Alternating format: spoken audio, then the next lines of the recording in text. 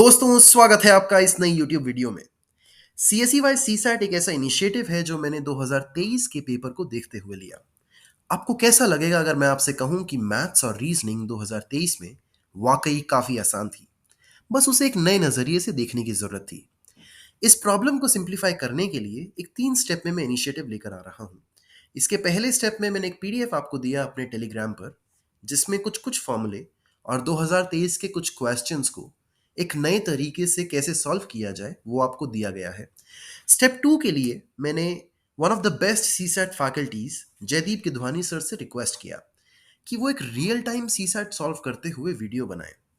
Jaideep Gidhwani sir has 3+ years of experience as a CSAT faculty, और मैंने पिछले कुछ समय में इनसे जो भी बात की, इनसे जो कुछ भी सीखा, मैं ये दावे से कह सकता हूँ कि Jaideep Gidhwani sir is one of the best in India for CSAT maths and reasoning. इसके बाद आप सुनेंगे जयदीप सर की आवाज़, और अगले लगभग 1 घंटे में इन्हें आप लाइव रियल टाइम सिचुएशन में ये क्वेश्चंस को सॉल्व करते हुए देखेंगे। इन सवालों से ज़रूर सीखिए और ये याद रखिए कि CSAT का पेपर सिर्फ 66 नंबर लाने के लिए है, और वो कैसे लाए जाएंगे वो आपको सिखाएंगे जयदीप सर। Hello everyone. 2023 का सी सेट का पेपर सॉल्व कर रहे हैं लाइव आपके सामने। So let's move on to the questions.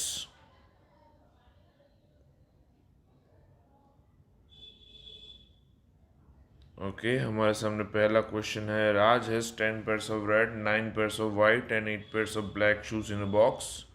If he randomly picks shoes one by one from the box to get a red pair of shoes to wear, what is the maximum number of attempts he has to make? अब यहाँ देख लीजिए आप कि भाई उसके पास total यहाँ पे शूज़ कितने अवेलेबल है। राज के पास 10 pairs ऑफ रेड है तो उसका 10 × 2 के हिसाब से टोटल बना 20। वाइट के हुए उसके पास 9 pairs ऑफ शूज़ तो उसके हिसाब से बना हुआ 18। एंड ब्लैक 8 pairs हैं तो then it makes out to 16 pairs। Now question ये बोल रहा है कि उसको red pair of shoes to wear चाहिए, तो मैक्सिमम नंबर ऑफ अटेम्प्ट्स कितने लगेंगे उसको। Now to maximum number of shoes अगर हम देखें यहाँ पे, तो वाइट और ब्लैक अगर सारे के सारे शूज़ मैं ले लेता हूँ, देन जो बचेगा वो हमारा रेड पेयर ऑफ शूज़ ही होगा, राइट। सो उस केस के अंदर अगर मैं सारे के सारे उसके अगर वाइट और ब्लैक पेयर के शूज़ निकाल लेता हूँ, दैट मीन्स 34 शूज़ निकाल लेता हूँ, then I am remaining with all the red pairs of shoes. Then in that case 34 के बाद जो भी शूज़ आएगा वो रेड पेयर बनेगा। सो 34 plus next 2 shoes will be 36। तो इन दैट केस और आंसर विल बी 36। ओके, सो इस तरीके से इस क्वेश्चन को सॉल्व करेंगे, जो PNC का क्वेश्चन है, जो हमने सिंपल से कैलकुलेशन से उनको सॉल्व किया है, right. Next question. Now here क्या बोल रहा है वो हमें, in how many ways can a batsman score exactly 25 runs by scoring single runs, fours and sixes only, irrespective of the sequence of scoring shots. अब यहाँ देखें, ये भी क्वेश्चन एक लॉजिकल देखा जाए तो PNC का ही है, पर हमें यहाँ पे सिर्फ कॉम्बिनेशन ढूंढना जो हमें किस किस तरीके से बनाने हैं वो आप देख लीजिए। 1, 4 और 6 से बनाने हैं, राइट। तो यहाँ पे अगर हम देखें 25 रन कैसे कैसे बना सकते हैं। अगर हम सिक्सेस, फोर्स और 1 की बात करें, तो मैं सिर्फ सिक्सेस और 1 की बात करूँ, अगर एक 6 बनेगा, बाकी के 19 रन बनेंगे, तो उस तरीके से 25 रन बनेगा। ऐसे सिर्फ सिक्सेस के केसेस। वैसे सेम वे फोर्स के केसेस बनाएंगे कि ओनली फोर्स और 1 के केसेस कैसे बनेंगे, और देन 6 एंड 4 का मिक्सचर वाले केसेस बनाएंगे, उस तरीके से कैसे बन सकते हैं, और सिर्फ सिंगल्स के केसेस बनाने हैं। इस तरीके सारे केस की प्रोबेबिलिटी उनके मतलब सारे उसके गिन के हमको उसका सॉल्यूशन लाना है। तो सिर्फ सिक्सेस के केसेस गिनेंगे तो वहाँ पे ऐसे केसेस बनेंगे 4, फोर्स के गिनेंगे तो ऐसे बनेंगे 6, 6 और 4 वाले इसमें भी सारे केस बनेंगे कि एक 6 बनेगा, एक 4 बनेगा, ऐसे 2 6 बनेंगे, एक 4 बनेगा, 3 6 बनेंगे, एक 4 बनेगा। ऐसे सारे अगर केसेस बनते हैं तो वो को बनते हैं 4 और 3 7 और एक 8 केसेस, जो हमको यहाँ पे देगा 8 केसेस। और अकेले सिर्फ सिंगल का केस गिनते हैं कि जहाँ उसने सिर्फ सिंगल्स बनाए हैं, तो वैसा एक ही केस बनेगा जहाँ उसने 25 के 25 सिंगल बनाए हैं। तो उस तरीके से देखा जाए तो ये हमारा बन रहा है टोटल यहाँ पे केस 19 है। इजी क्वेश्चन, बहुत सिर्फ केसेस बनाने आंसर लाना है, तो इसे यहाँ पे B19 मार्क करेंगे और आगे बढ़ जाएंगे, ठीक है। नाउ नेक्स्ट क्या क्वेश्चन बोल रहा है, अगेन थोड़ा पीएनसी का क्वेश्चन है, थोड़ा ज़्यादा ही इस बार, कि लॉजिकली इसमें क्या बोल रहा है कि चार लेटर और चार एनवेलप है। तो लेट सपोज हमारे पास चार लेटर है A B C and D, और उसके चार लेटर ले दिए, एनवेलप दे दिए हैं। लेट सपोज उसके एनवेलप लेते हैं 1 2 3 एंड 4। तो उसके हिसाब से डेटा क्या आगे बोल रहा है, if the letters are randomly inserted in the envelopes then consider the following statements. अब exactly one envelope correct address में जा रहे हैं। अब इस केस में ए के अंदर 1 जा रहा है, बी के अंदर 2 जा रहा है, सी के अंदर 3 जा रहा है, डी के अंदर 4 जा रहा है। ये डेटा के हिसाब से इसने बोला है, हमने इसके हिसाब से लिखा है। अब वो स्टेटमेंट्स दे रहा है और पूछ रहा है कौन से स्टेटमेंट सही है कौन से गलत है, राइट। तो एक सिंपल सी बात यहाँ पे देखें कि it is possible that exactly one letter goes into an incorrect envelope.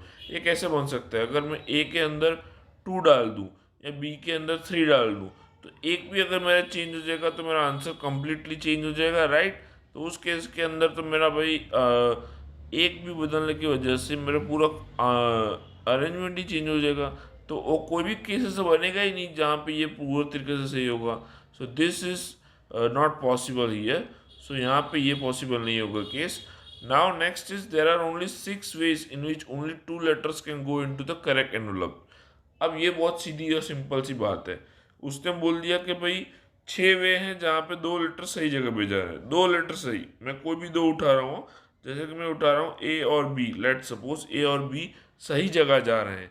अब जैसे ही ए बी सही जगह जा रहे हैं, तो बाकी मेरे और भी ऐसे केसेस बन सकते हैं जहाँ पे दो सही जगह पे जा सकते हैं। जैसे ए बी के अलावा मेरे और कौन से केसेस बना सकते हो जहाँ सिर्फ 2 लेटर सही जगह पे जाएं। Remaining two C and D कहीं भी जा सकते हैं, इस केस के अंदर उसका कुछ इन्फॉर्मेशन नहीं है। सो ए बी अगर सही जगह पे जा रहे हैं, देन ऐसे ही दूसरे केसेस में उठाऊंगा, then it is B C C D. वैसे ए के अंदर मैं ए सी ले सकता हूँ, ए डी ले सकता हूँ, बी के अंदर मैं बी डी ले सकता हूँ। इसके अलावा कोई केस मेरे ख्याल से तो नहीं बच रहा है। सो यहाँ पे मुझे दिख रहा है उस हिसाब से मैं 3 और 2 5 और एक 6 केसेस बन रहे हैं जहाँ पे एग्जैक्टली दो ही सिर्फ 2 ही लेटर वहाँ पे सही उसके ऑर्डर में जा रहा है, बाकी के दो का हमें नहीं ढूंढना है। सो करेक्ट एनवेलप्स के हिसाब से 6 केसेस बन रहे हैं जो हमको दे रहे हैं कि हाँ आंसर हमारा यहाँ पे स्टेटमेंट में सही बन रहा है। तो एक ही स्टेटमेंट सही है, उस वे में स्टेटमेंट 2 इज़ राइट। और यहाँ पे आगे बढ़ते हैं, मार्क करते हैं। इजी क्वेश्चन था, पीएनसी का था, कॉम्बिनेशन लगा के इजीली वे में हमने सॉल्व कर लिया है। ठीक है, अभी ये देखिए क्वेश्चन, देखिए ये यार रिमाइंडर थ्योरम का है, पर आप देखेंगे यहाँ पे तो ये बहुत ही इजी है। अगर मैं इसको सिंपल लॉजिक से भी सॉल्व करता हूँ तो आप इसमें पूछा गया है कि रिमाइंडर क्या है जब मुझे यहाँ पे इसको डिवाइड करना है 100 से। अब मैं अगर चाहूँ तो इसको उस मेथड से सॉल्व कर सकता हूँ, पर क्यों करूँ मैं सिलेक्ट, वो मेथड में ही क्यों जाऊँ। सो सिंपल अगर मैं इसको लिख देता हूँ ना, 85 87 89 91 95 96, और इसको 100 से डिवाइड कर लेते हैं। अब अगर आप छोटे थे ना तो बहुत अब से फैक्टराइजेशन और वो सब मेथड जानते हैं कैसे सॉल्व करते हैं। तो इसको मैं ना सिंपल है ना इसको अलग कर देता हूँ, 25 ज़ा। अब क्या 5 से कुछ कट रहा है, देखो भाई यहाँ भी थोड़ा टेबल वेबल आता है तो इसको काटा उसी तरह। बाकी 20 का भी 4 और 5 तो है ही, तो क्या 4 से कुछ कट रहा है, हाँ ये 24 से कट रहा है और ये 19 से कट रहा है। तो उस हिसाब से मेरा ये भी चला गया, तो बचा क्या, कुछ भी नहीं नीचे, तो रिमाइंडर कहाँ आएगा, कुछ भी नहीं। तो उस केस के अंदर यहाँ पे आंसर बनेगा क्या हमारा, A0। ठीक है, सिंपल था question, right. Next, what is the unit digit in the expansion of this number. अब इतना बड़ा नंबर दे दिया है 57242 raise to 9 into 7 into 5 into 3 into 1। अब भाई नंबर देखो, यहाँ पे सिर्फ मुझे यूनिट डिजिट लिखना है, क्या 2, 2 पे इतनी बड़ी पावर चढ़ा दी इन लोगों ने। अब मुझे सिंपल अगर थोड़े रूल्स पता है ना तो मैं इसको इजीली सॉल्व कर सकता हूँ। जैसे 2 1 ज़ा 2, 2 2 ज़ा 4, 2 3 ज़ा 8, 2 4 ज़ा 16, 2 5 ज़ा 32। अब अगेन यहाँ पे अगर हम देखें ना तो रिपीट हो रहा है, क्या है, यूनिट डिजिट रिपीट हो रहा है। सो उस केस के अंदर हम यहाँ पे लॉजिक लगाएंगे कि अगर हर 4 के बाद रिपीट हो रहा है तो आगे भी सेम पैटर्न ही होगी। अब सिर्फ मुझे पावर ढूंढनी है। तो पावर में अगर मैं चेक करूँ यहाँ पे क्या है, 9753। अब यार ये सिंपल मैथमेटिक्स है, यहाँ पे सिर्फ मल्टीप्लिकेशन करना और कुछ नहीं। 9 7 ज़ा 63 और 5 3 ज़ा 15। इसका मल्टीप्लिकेशन सिंपल वे में देखें तो 630, 5 3 ज़ा 15 131। लास्ट में तो 5 ही आ रहा है, आगे जो भी आ रहा हो। मतलब 2 रेस टू 5 में कुछ आएगा। 2 रेस टू 5 हमने चेक किया क्या आ रहा है, 2। तो इस केस के अंदर जो यूनिट डिजिट है वो एक्सपेंशन के बाद हमारा क्या बनेगा, 32 का हिसाब से 2। सो आंसर क्या है, ए। मार्क करो इसको और आगे बढ़ते हैं, राइट। ओके, अभी थोड़ा मैथ्स करने के बाद हम शायद एक आध रीजनिंग के भी जाएंगे, क्योंकि कंटिन्यूसली आप पेपर में अगर मैथ सॉल्व करेंगे ना तो मे भी चांसेस है कि आप बोर्डम होगा आपको या मज़ा नहीं आएगा। तो उस केस में मैं भी थोड़ा फ्लिप कर लेता हूँ पेपर को और देख लेता हूँ कहीं कुछ मैं कुछ चेंज कर सकता हूँ मैथ से। आप इंग्लिश पे भी स्विच कर सकते हैं, पर यहाँ पे हम रीजनिंग पार्ट देख लेते हैं कि क्या हम कहाँ पे जा सकते हैं, ताकि हमको क्या थोड़ा इजी लगे। अच्छा हाँ, ये क्वेश्चन मुझे लगता है थोड़ा इजी है comparatively. So here we can say, क्या उसने क्या दिया, 7 9 10 और उसका बीच में सिंबल लगा के उसने 8 दिया है। अब जस्ट लुक एट दिस, 7 + 9 16 + 10, वो कितना बनता है, 26। 26 के सामने उसने लिखा है 8। 9 और 11 20, 20 एंड 30 50, 50 के सामने उसने लिखा है 5। और 11 एंड 17 28 + 21, सो इट इज़ कितना बन रहा है भाई, 49। Okay, right. उसके सामने उसने लिखा है 13। तो उसने वैल्यू फाइंड करने के लिए बोला है 23 4 और 15। यहाँ पे कोई लॉजिक बैठ रहा है, चेक कर लेते। 2 + 6 8, 5 + 0 5, 4 + 9 13। ठीक है, एडिशन ही है और कुछ है नहीं। तो उस हिसाब से यहाँ पे भी लगाना है सेम लॉजिक। 23 + 4 27, 27 + 15 कितना बनता है भाई, 27 एंड 5 32 एंड 10 42, 42 मतलब 42। 4 + 2 6, आंसर इसका ए बनेगा। मार्क कर लेते हैं इसको, आगे बढ़ते हैं। ठीक है, इजी था। और कोई रीजनिंग का देख सकते हैं, ये भी मैथमेटिक्स है, यहाँ देख लेते हैं। प्योरली मैथमेटिक्स बेस्ड क्वेश्चन है, इजी वाले हैं तो हम ढूंढ करेंगे क्या, फ्लिप करते रहेंगे पेपर को तो ताकि हम बोर ना हो जाए पेपर में। इस हिसाब से हम थोड़े क्वेश्चन आगे पीछे करके देखते हैं कि क्या सॉल्यूशन ला पा रहे हैं हम। ओके, ये बहुत ही इजी क्वेश्चन है।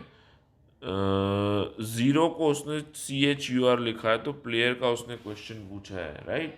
अब सिंपल आप देखो, सबसे पहले आपको एग्ज़ाम में जाकर, मैंने भी PDF में भी शेयर किया है आपको एक ग्रुप में, उस PDF में मैंने हर अल्फ़ाबेट के सामने एक डिजिट रिप्रेजेंट किया है, जैसे कि A1 B2 ऐसे करके Z तक 26, ऐसा वाला एक PDF उसके अंदर शॉर्ट ट्रिक दिखाया गया है कि जहाँ आपको हर एक अल्फ़ाबेट के सामने एक नंबर रिप्रेजेंट किया है।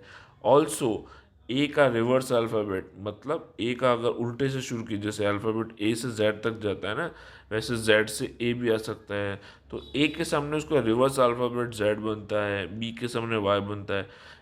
इस सब कुछ इन्फॉर्मेशन अब PDF के अंदर शेयर की गई है, आपको ग्रुप में मिल जाएगा, जो आपको यहाँ पे मेंशन किया गया है।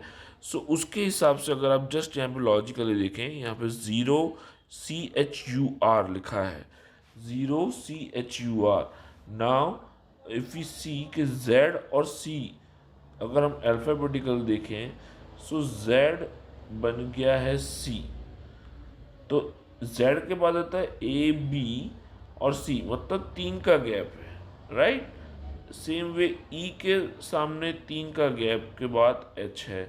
तो 3 3 के गैप बना के यहाँ पे इस नंबर को रिप्रेजेंट किया गया है इन लोगों ने। सो ये बहुत ही इजी क्वेश्चन है। R का उसने U बना दिया है और O का उसने R बना दिया, 3 3 के गैप के बाद, ठीक है। A B and C, E का F G and H, same R S T U, O का O के बाद 3 के बाद R आ जाता है, ठीक है। सेम है, हमको प्लेयर का निकालना है, बहुत इजी तरीके से हो सकता है। पी के बाद अगर हम उस तरीके से देखे जाए, पी का क्या बनेगा एस, एल का क्या बनेगा ओ, ए के बाद 3 के बाद क्या बनेगा डी, वाई के बाद 3 के बाद क्या बनेगा बी, ई के बाद क्या बनेगा एच, और आर के बाद 3 के बाद क्या बनेगा यू। तो उस हिसाब से इसका आंसर बनता है डी। ठीक है, तो बहुत इजी था, आपको जस्ट डिफरेंस निकालना था इसका जेड और सी का। आप देखेंगे उसमें पीडीएफ में तो भी आपको पता चल जाएगा, it's very easy. Okay, next question पे मूव करते हैं। ओके, यहाँ पे देख लेते हैं। ओके, ये एक सर्टन ग्रुप ऑफ नंबर्स दिया गया है, तो हमको पता करना है कि भाई इसके अंदर नेक्स्ट कौन सी सीरीज यहाँ पे कौन सी गलत है कौन सी सही है। अगर आप थोड़ा नंबर सिस्टम के बारे में बेसिक जानते हैं तो जस्ट एक यहाँ पे देख लीजिए 17, 37, 47, 97। इस नंबर पर नज़र मारते ही अगर आपको स्ट्राइक होगा, जो मैंने पीडीएफ में मेंशन किया है, this are the prime numbers. आपको 1 से लेकर 100 के बीच में सारे प्राइम नंबर का लिस्ट दिया गया है, और आप देखेंगे तो ये सारे के सारे प्राइम नंबर्स हैं। सेम वे ये भी प्राइम नंबर है, ये भी प्राइम नंबर है। यहाँ पे ये 91, this is in the table of 13, 13 7 91, ये नहीं आ रहा है प्राइम नंबर के अंदर। सो ये अलग पड़ रहा है, ये डिफरेंट है, ख़त्म, वहाँ कीजिए, आगे बढ़िए। Very easy question. इस तरीके से हम इजी वाला क्वेश्चन भी थोड़ा बीच में देखते जाएंगे ताकि हमको आसानी रहे सॉल्व करने में, right. Next question move on कर लेते हैं, क्या हमें कुछ पता चल सकता है। रीजनिंग का एक आध क्वेश्चन देख के या मैथ्स का थोड़ा इजी वाला देख के हम उसमें बढ़ सकते हैं। ओके, मैथ्स का एक देख लेते हैं question. What is the sum of all 4 digit numbers less than 2000 form by digits 1 2 3 and 4 when none of the digit is repeated. अब बहुत इजी क्वेश्चन है यार, देख लो। 2000 से कम वाला 4 डिजिट का नंबर, ये 4 डिजिट का नंबर है, सिंपल वे, ठीक है। 4 डिजिट का नंबर है और यहाँ पे 2000 से कम है, मतलब सीधी सी बात से 1 से स्टार्ट होगा। केसेस बहुत कम बन जाएंगे मेरे, और डिजिट रिपीट नहीं करना है। और बचेगा क्या ये 3 पोजीशन पे रखने का, 2 3 और 4, और वैसे सारे नंबर्स का सम फाइंड करना है। तो बहुत ही ईजी बन जाएगा क्वेश्चन, मुझे सारे सिर्फ केसेस बनाने हैं। तो मैं अगर केसेस बनाने बैठूंगा तो अगर 1 से ही स्टार्ट करना है, देन 1 2 3 4, ऐसा दूसरा केस बनेगा 1 2 4 3। Same way 1 3 2 4, 1 3 4 2, next will be 1 4 2 3 and 1 4 3 2, ख़त्म। इतने केसेस बन रहे हैं, अब इस सब का सिर्फ एडिशन करना है। अगर यहाँ पे लगा दोगे लॉजिक तो यहाँ पे लास्ट में और इन सब का एडिशन करोगे तो यहाँ पे आंसर बन के आएगा 437 426 और 325। तो उसके हिसाब से 8 बन रहा है, यहाँ पीछे 8 सब में है, उस हिसाब से अगर आप एडिशन करेंगे तो यहाँ पे क्या बचेगा। हाँ, तो इसका एडिशन बन रहा है 7998। अब चेक कर लीजिएगा, वही आएगा आंसर, ठीक है। It's very easy.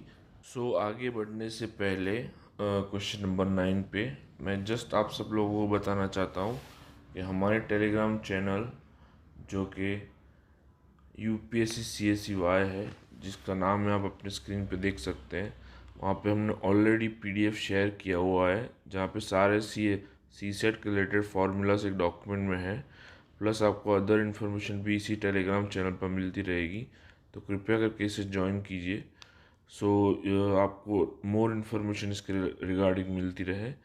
अब हम बैक टू अपने पेपर पे आते हैं जहाँ हमको नेक्स्ट क्वेश्चन सॉल्व करने हैं।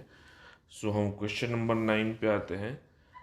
यहाँ सिंपली अगर हम देखें तो क्वेश्चन में दिया गया if A B C and D E F are both 3 digit numbers such that A B C D E F are distinct non zero digits. अब यहाँ पे ध्यान दीजिएगा, डिस्टिंक्ट है और नॉन डिजिट नंबर्स हैं।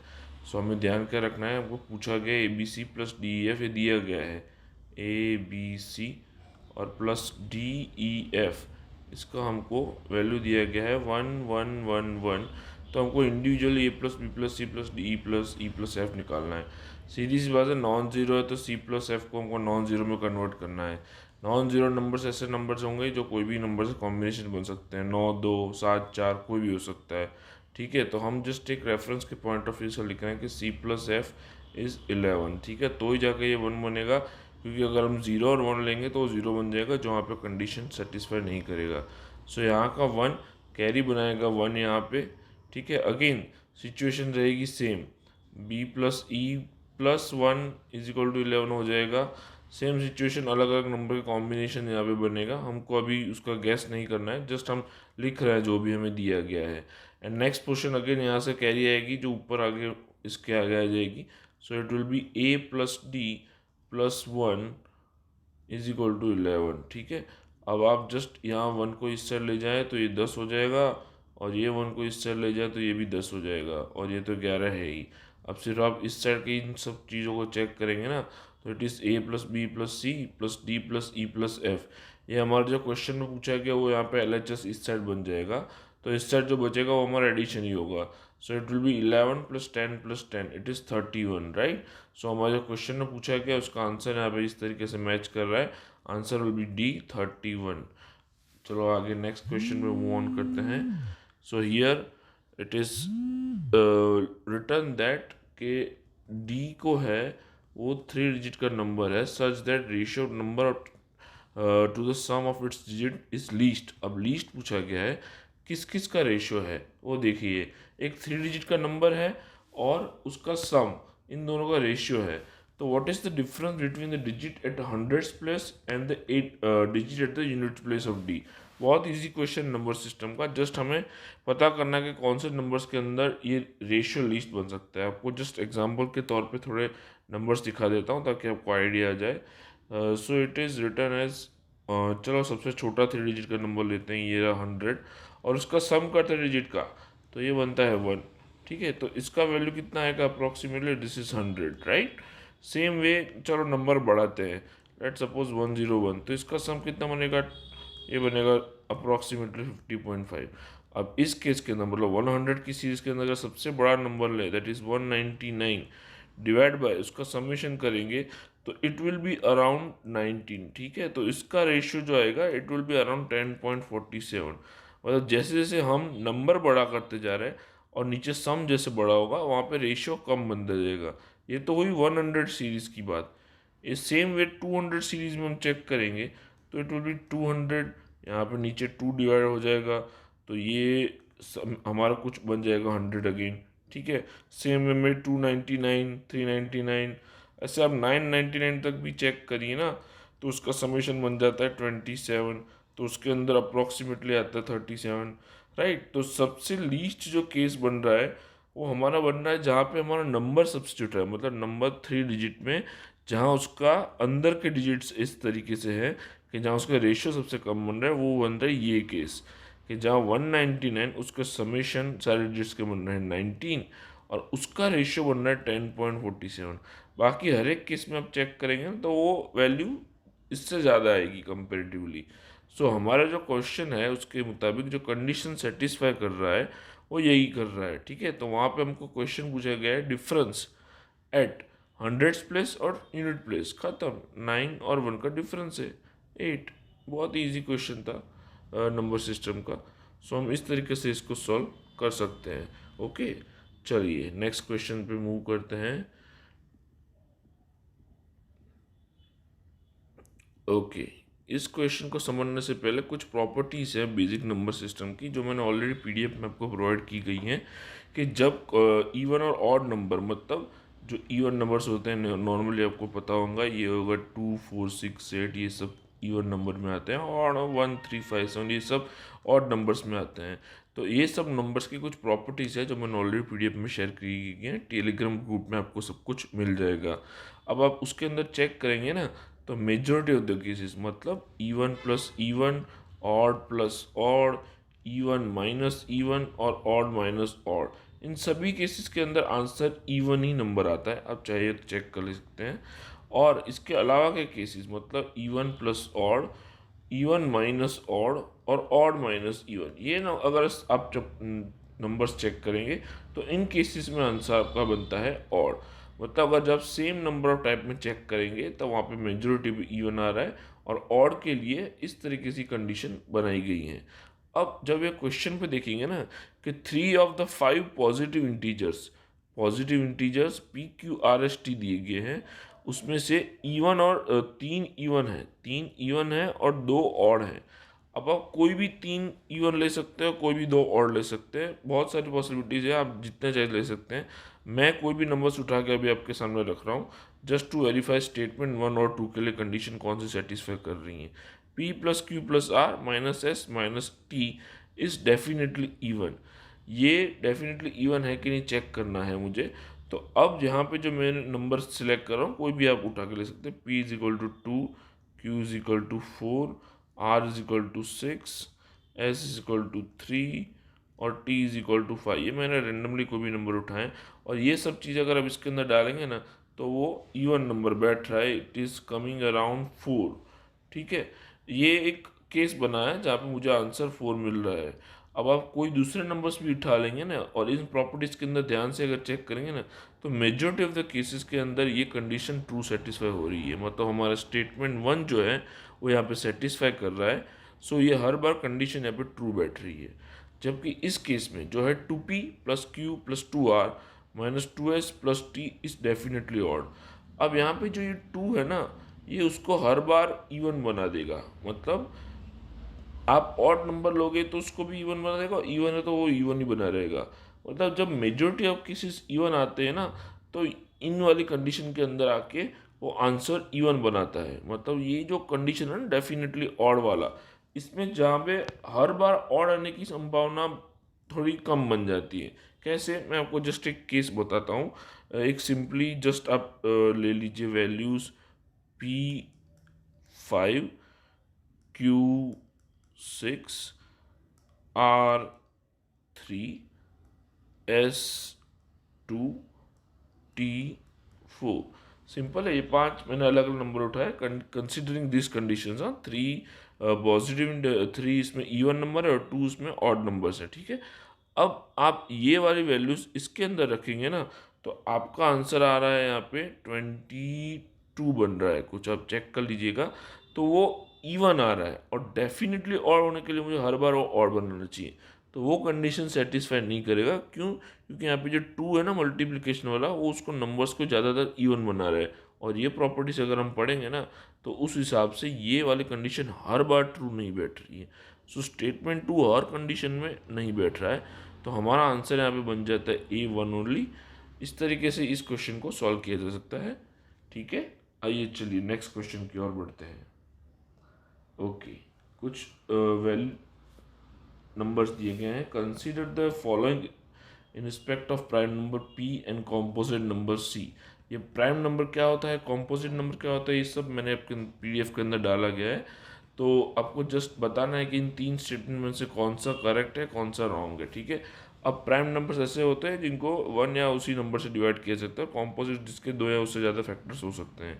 तो जो प्राइम नंबर होते हैं ना तो उसके आप बहुत सारे हैं। मतलब मैं जस्ट कुछ नंबर यहाँ पे लिख रहा हूँ, 2, 3, 5, 7, 11, sorry 13, then 17, then 19।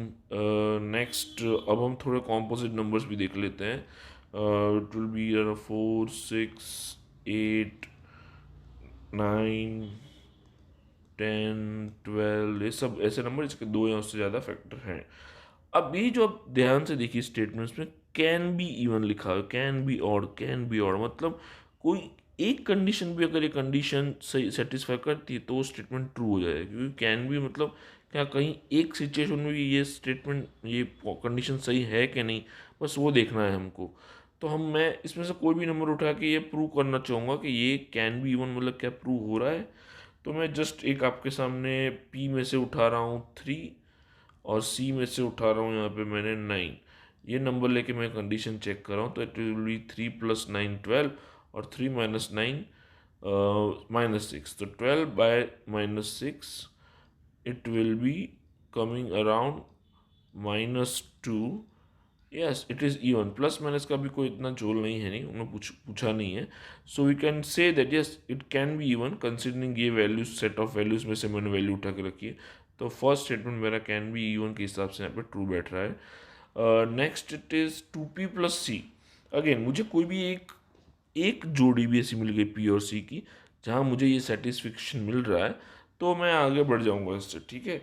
So now I am taking P here as 2 and C here as let's say 9। So 4 + 9 13, yes, यहाँ पे आंसर 13 मिल रहा है। सो मेरे उस कंडीशन में भी ये आंसर सही बैठ रहा है, तो स्टेटमेंट 2 यहाँ पे भी ट्रू हो रहा है। And then it is P C can be odd. अब पी सी मतलब अगेन मुझे कंडीशन चेक करनी, मैं पी ले लेता हूँ यहाँ पे 3 और सी ले लेता हूँ again 9। So it is 27, again मेरा एक स्टेटमेंट ट्रू हो रहा है। तो कैन बी ऑड के हिसाब से तीनों तीन स्टेटमेंट मेरे सही बन रहे हैं, तो उस हिसाब से मेरा ऑप्शन जो डी है वो मेरा यहाँ पे सही बैठ रहा है। ओके, बहुत इजी था, जस्ट हमको यहाँ पे उठा के रखने थे कि भाई कौन से वाले हैं जो मुझे यहाँ पे आंसर देंगे, ठीक है। मैं जस्ट यहाँ पे चेंज कर ले रहा हूँ। Okay, so now next question की ओर हम बढ़ रहे हैं। इट विल बी क्या है, ओके, क्वेश्चन नंबर, सॉरी यहाँ पे कुछ शूट किया, या 16। ओके, ये बता रहा है कि भाई ए वो 3 डिजिट नंबर है A B C on multiplication with D, मतलब ए बी सी का डी से मल्टीप्लिकेशन मुझे आंसर दे रहा है 37 डी, जहाँ A B C D different non zero, please यहाँ पे ध्यान रखिएगा, डिफरेंट नॉन जीरो है। मतलब ए अलग है, बी अलग है, सी अलग है, डी अलग है, चारों चार अलग है और नॉन जीरो नंबर्स हैं। तो हमको वैल्यू पूछेगी ए प्लस बी प्लस सी की। अब बहुत ध्यान से देखिएगा, मैं थोड़ा रिवर्स अप्रोच में जा रहा हूँ। Reverse approach in the sense मैं 37 डी को डी से डिवाइड कर रहा हूँ, ताकि यहाँ पे मेरा ए बी सी बैठे। वही है ना, ये चीज़ एक ही बोलते हैं, यहाँ पे मल्टीप्लिकेशन है, मैं डिवीजन करके यहाँ पे आंसर ला रहा हूँ, कुछ है नहीं, ठीक है। नंबर सिस्टम बहुत बेसिक सा क्वेश्चन है, मल्टीप्लिकेशन का मैंने डिवीजन में यहाँ पे देखा है। ध्यान ये रखना है, मेरे को सिर्फ नॉन जीरो डिजिट्स लेने हैं और डिफरेंट होने चाहिए। अब एक आप बात ध्यान रखिएगा, दैट इज 3700 और समथिंग नंबर है, मतलब यहाँ पे जो वैल्यू है ना डी की, ऐसी होनी चाहिए ताकि वो मेरा 3000 से अबोव लाए। अब मैं डी अगर 1 या 2 लूँगा तो ये कंडीशन वो सेटिस्फाई नहीं करेगा। सो उस केस में डी को मुझे 2 से ऊपर ही रखना पड़ेगा, डी का वैल्यू 2 से बड़ा ही रखना पड़ेगा, तभी जाके ये वैल्यू सेटिस्फाई होगी, otherwise it is not satisfying this condition, right. अब आप डी का वैल्यू 3 से शुरू कीजिए, 3 से भी नहीं कर सकते, क्यों, क्योंकि ऑलरेडी 3 यहाँ पे यूज में आ चुका है। अगेन डी 3 से भी बड़ा हो जाएगा, तो अब डी क्या हो जाएगा, मैं 4 से लेता हूँ, ठीक है, मैं जस्ट डिजिट से चेक कर रहा हूँ, ठीक है। तो अब 4 अगर डी लोगे तो उससे डिवाइड करोगे ना, तो आपको यहाँ पे बैठेगा कुछ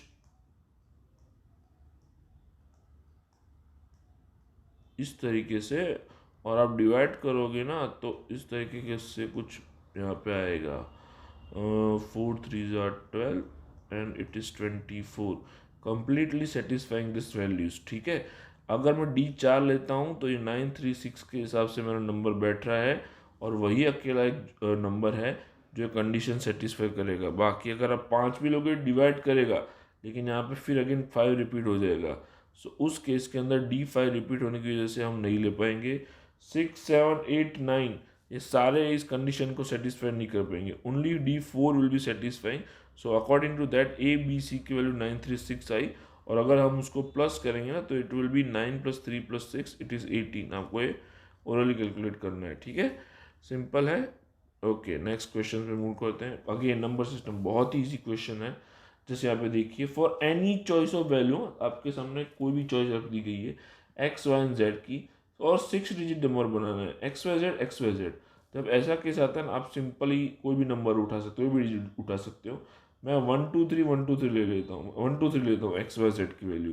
तो नंबर हमारा क्या है, X Y Z X Y Z. So it is 1 2 3 1 2 3। इसको हमको चेक करना है कि डिवीजन किससे है, 7 11 13, ऑप्शन में ये तीन ही दिख रहे हैं, इसके अलावा कोई चेक है नहीं। तो जब आप इंडिविजुअली 7 11 और 13 को एक एक से चेक करेंगे ना, तो आप फाइंड करेंगे कि हर एक से डिविजिबल होगा ही। आप कोई भी नंबर उठा सकते हैं, 2 4 6 या 3 4 7, चेक कर लीजिए, या हर बार के केस में आप कोई तीनों नंबर से आप डिविजिबल पाएंगे। और ये बहुत बेसिक कैलकुलेशन के अंदर 2 मिनट के अंदर हो जाएगा। यहाँ पे मैं आपको कैलकुलेशन नहीं दिखा रहा हूँ। सो उसके हिसाब से डी ऑप्शन सेटिस्फाई करेगा इसके आंसर, राइट। नेक्स्ट क्वेश्चन है 125 identical cubes are arrange in the form of a cubical block. अब छोटे छोटे 125 क्यूब है। अब ध्यान रखिएगा, थोड़ा यहाँ पे फिगर बना रहा हूँ। 1 2 3 4 5, ठीक है। Now it is 1 2 3 4 and it is 5। ये हो गया उसका फ्रंट साइड क्यूब का, और ये उसका इस साइड से भी बना देते हैं 1 2 3 4 5 के हिसाब से। अब यहाँ से भी बना देते हैं सॉरी यहाँ पे फिगर थोड़ा स्केल से थोड़ा बाहर जा रहा है। इस तरीके से 1 2 3 4 एंड इट इज 5। इसको जस्ट एक्सटेंड कर देते हैं। सेम भी यहाँ पे भी आएगा वो, राइट। अब क्वेश्चन क्या है, how many cubes are surrounded by other cubes from each side. Each side से सराउंड के लिए, जब आप इस साइड को देखो ना, ये फ्रंट साइड है और इसकी एक ऊपर है, 2 यहाँ पे है, थर्ड इस साइड है, फोर्थ यहाँ पे है और 5वीं साइड नीचे है। तो 5 साइड ऐसे वो पीछे के साइड है उसकी, और फ्रंट साइड से वो खुला हुआ है। तो अगर आप उसकी तरीके से देखेंगे तो ये सारे क्यूब्स, ये वाले और ये यहाँ से हट जाएंगे, क्योंकि हमको ढूंढने कौन से हैं कि ऐसे क्यूब्स जो सराउंडेड बाय अदर क्यूब्स हैं फ्रॉम ईच साइड। ये वाले तो नहीं आएंगे फ्रंट की साइड से, क्योंकि ऑलरेडी ओपन है ना फ्रंट साइड से, आपको अंदर की साइड मिलेंगे ऐसे। सेम वे यहाँ पे भी इस साइड होगा, इस साइड होगा, इस साइड होगा, इस साइड से भी आपको बाहर की वाले सारे क्यूब्स निकल देंगे, सेम वे इस साइड से, सेम वे बॉटम साइड से। तो जब आप सारे क्यूब्स निकाल दोगे ना, तो उस केस के अंदर आपको बचेगा सिर्फ यहाँ की ओर से अंदर से 3, अंदर से 3, यहाँ से 3। तो उस हिसाब से आपको सिर्फ 3 ही जोड़ी मिलेगी, क्योंकि फ्रंटल साइड, ऊपर की साइड, नीचे की साइड, लेफ्ट राइट और पीछे की साइड से सारे क्यूब्स जो हैं, जो एक भी साइड से ओपन है, वो निकल जाएंगे। सो अगर इस तरीके से आंसर निकालना है तो हमारा आंसर उस केस में बनेगा 27, राइट। इसका एक फॉर्मूला भी है, जब आप चैप्टर पढ़ेंगे तो उसके अंदर देख लेंगे। उसके लिए आपको n-2 into n-2 into n-2 ये उसका फॉर्मूला है, याद रखने की टेक्निक है। यहाँ पे n = 5 है, क्योंकि 5 साइड से गिरा हुआ, तो 5-2 5-2 5-2 करेंगे तो it will B 3 cube, right. बहुत इजी क्वेश्चन है क्यूब के अंदर। ओके, अगेन अरेंजमेंट आया पीएनसी के अंदर।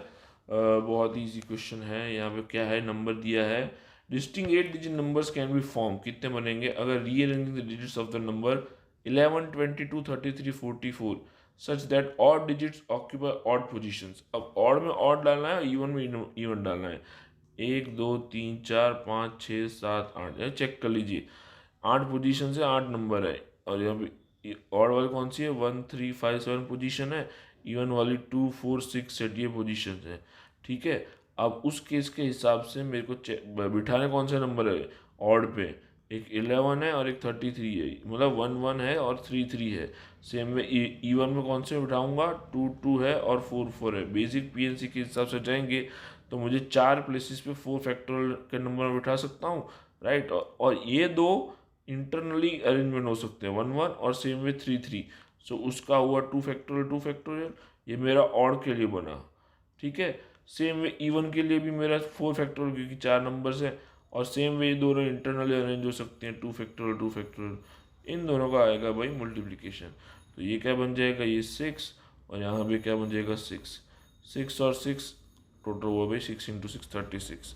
इतने टोटल पॉसिबल नंबर हैं डिस्टिंग 8 डिजिट नंबर से, जो इस तरीके से ऑड पोजीशन और इवन नंबर की कंडीशन को सेटिस्फाई करेंगे, राइट। इजी क्वेश्चन था। Okay, move on to the next question.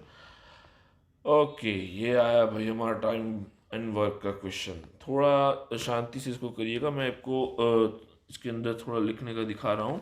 अब जस्ट यहाँ पे देखिए, ABC 3 लोग हैं, इंडिपेंडेंटली 8 16 और 12 दिन में काम कर रहे हैं।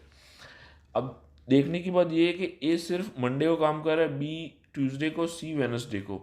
अब ये 3 दिन ये काम खत्म हुआ, फिर थर्सडे आता है, तब ए वापस से शुरू करता है, फिर फ्राइडे को बी और सैटरडे को सी, इस तरीके से काम हो रहा है। तो हर एक बंदा दो छोड़ के फिर तीसरे दिन पे काम शुरू कर रहा है। अब उसके लिए भी तो मुझे पता होना चाहिए ना काम कितना है। तो मैं जस्ट आपके लिए ईजी बना रहा हूँ काम कि भाई ए को जो 8 लग रहा है, बी को जो 16 लग रहा है और सी को जो 12 लग रहा है। अब टोटल काम कितना है उसके लिए अपने को पता है कि एलसीएम लेते हैं। तो इसका एलसीएम बैठ रहा है हमारा एलसीएम इस केस के अंदर बैठ रहा है 48। अब कैलकुलेट कर लीजिएगा। अब अगर पर्टिकुलरली हमको यहाँ पे चेक करना हो कि मंडे के दिन सिर्फ अगर चेक करना हो तो ए के द्वारा कितना काम किएगा, टोटल 48 है, उसमें से 8 काम ये कर रहा है। तो 8 8 दिन उसको लग रहे हैं। तो पर्टिकुलरली एक दिन के अंदर उसका 6 काम हुआ, राइट, इस एलसीएम के हिसाब से पूरा काम करने के लिए। सेम वे बी को लगेगा 3 काम और सी को लगेगा 4 काम, राइट, डन। सो हम देखेंगे अगर ये मंडे को काम कर रहा है, ये ट्यूसडे को, ये बन रहा है वेंसडे को। तो 3 दिन के बाद हमारा टोटल 6 3 9 4 13 काम बन रहा है 48 में से। मतलब 3 दिन के बाद 13 काम हो रहा है। 6 दिन के बाद वापस से 13 काम होगा और 9 दिन के बाद वापस से, मतलब उसके 3 दिन के बाद वापस से 13 काम होगा, राइट। अब 9 दिन के बाद 13 काम के हिसाब से यहाँ पे बन जाएगा 30, सॉरी, यहाँ पे बन जाएगा 39 वर्क, ठीक है। अब हमारा जो टोटल काम है वो है 48। अब 48 जो हमारा काम है ना, तो उस हिसाब से हम देखेंगे। तो आपको यहाँ पे नेक्स्ट जो ए की बारी आएगी, क्योंकि 3 3 के ग्रुप में हम काम कर रहे हैं। सो ए इसके बाद नेक्स्ट उसकी टर्म आएगी तो इट विल बी 45। और उसके बाद बी की टर्म आएगी 48 पे वो लगेगा, क्योंकि 45 + 3 48, राइट। सो बी यहाँ पे ख़त्म कर देगा उसका जो नेक्स्ट टर्म आएगा ना नेक्स्ट डे, उसमें बी यहाँ पे ख़त्म कर देगा। सो इट इज़ 3 + 3 + 3 6 + 2, ठीक है। इस तरीके से वो बन रहा है हमारा। तो यहाँ पे हमारे जो दिन बन रहे हैं वो कितने बन रहे हैं वो चेक कर लेते हैं। 3 6 9 10 और 11, 11वें दिन पे हमारा पूरा काम खत्म होगा। समझ में आया? 3 6 9, ये हमारा 10th डे और ये 11th डे। 11th डे पे हमारा काम खत्म हो रहा है। अब स्टेटमेंट्स हम चेक कर लेते हैं। The work will be finished in 10 days, ये तो भाई है ही नहीं, हम देख रहे हैं अभी 11 डे पे खत्म हो रहा है, तो ये स्टेटमेंट तो गलत हो गया। The work will be finished on Thursday, check कर लेते हैं कितना है भाई। ये मंडे ट्यूसडे वेनसडे, ये Thursday Friday Saturday, Sunday Monday Tuesday, और ये आएगा वेंसडे और ये थर्सडे, ठीक है। बी पे थर्सडे आ रहा है तो हाँ ठीक है भाई, थर्सडे पे काम खत्म कर रहा है, उस हिसाब से काम थर्सडे को फिनिश हो रहा है, right. So only statement 1 is correct, उसके हिसाब से हमारा ऑप्शन ए बनता है, राइट। सो आगे बढ़ने से पहले मैं जस्ट आप सब लोगों को बताना चाहता हूँ कि हमारे टेलीग्राम चैनल जो कि यूपीएससी सीएसईवाई है, जिसका नाम है आप अपने स्क्रीन पे देख सकते हैं, वहाँ पे हमने ऑलरेडी पीडीएफ शेयर किया हुआ है, जहाँ पे सारे सी सेट के रिलेटेड फार्मूलाज एक डॉक्यूमेंट में है। प्लस आपको अदर इन्फॉर्मेशन भी इसी टेलीग्राम चैनल पर मिलती रहेगी, तो कृपया करके इसे ज्वाइन कीजिए। सो आपको मोर इन्फॉर्मेशन इसके रिगार्डिंग मिलती रहे। सो नेक्स्ट क्वेश्चन पे मूव ऑन करते हैं हम। ये नंबर सिस्टम का क्वेश्चन है। सो इट इज़ सिंपली, यहाँ पे अगर हम देखें तो यहाँ ये नंबर है 7x + 96 को यहाँ पे x से डिविजिबल बताया गया है, राइट। सो अगर ये डिविजिबल x है तो ये सिंपल से यहाँ से डिवाइड होगा। तो 7x और x यहाँ से और 96 और x ये सेपरेट कर दिया ताकि आपको आइडिया आए। अब ये x तो कट रहा है यहाँ पे, ठीक है, बट यहाँ पे अगर डिविजिबल है तो मतलब x की वो सारी पॉसिबल वैल्यूज ढूंढनी है जो 96 को डिवाइड कर पाएंगी। तो कौन सी होती हैं? अगर बेसिकली हम देखे जाए तो 96 के फैक्टर्स, राइट।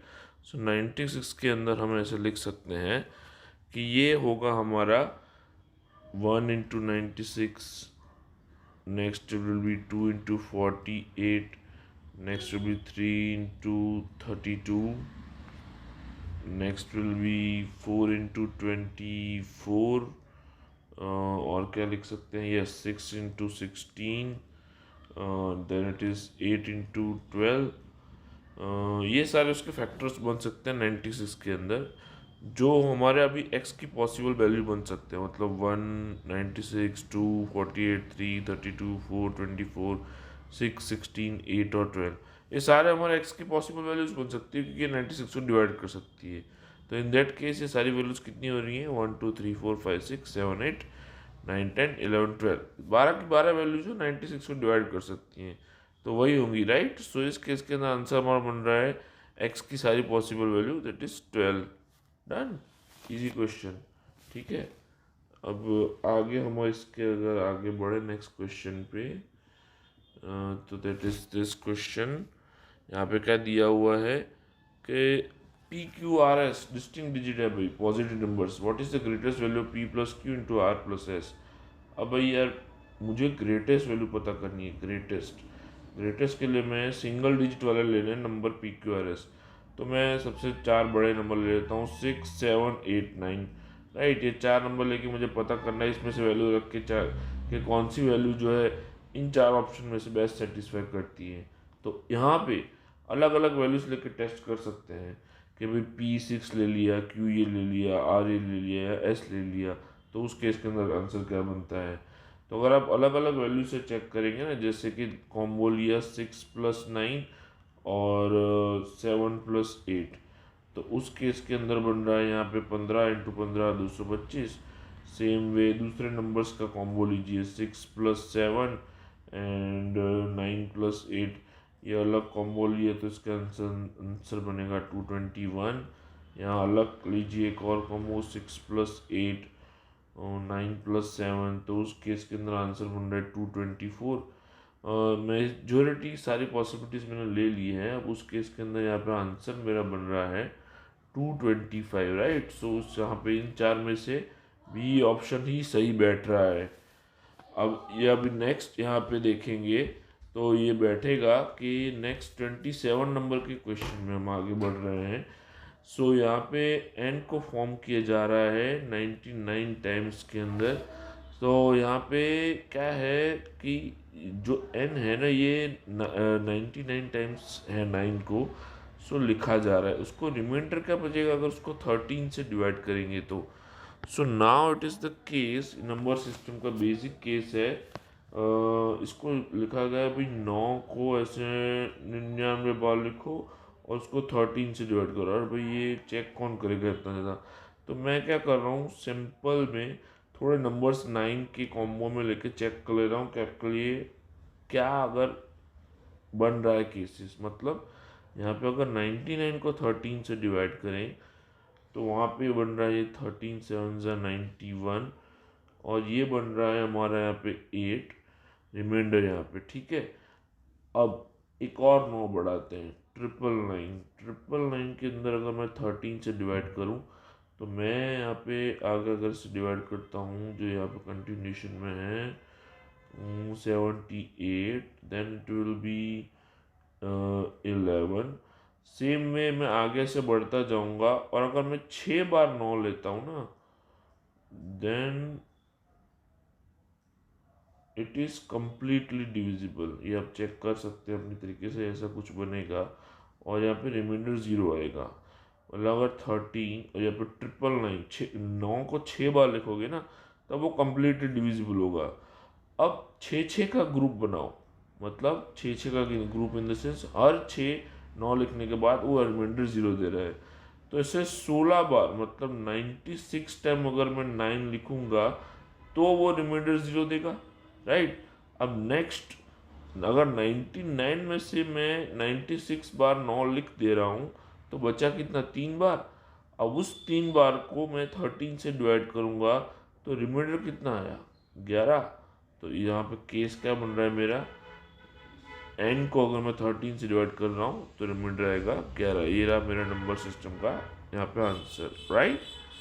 नेक्स्ट क्वेश्चन में मूव कर रहे हैं।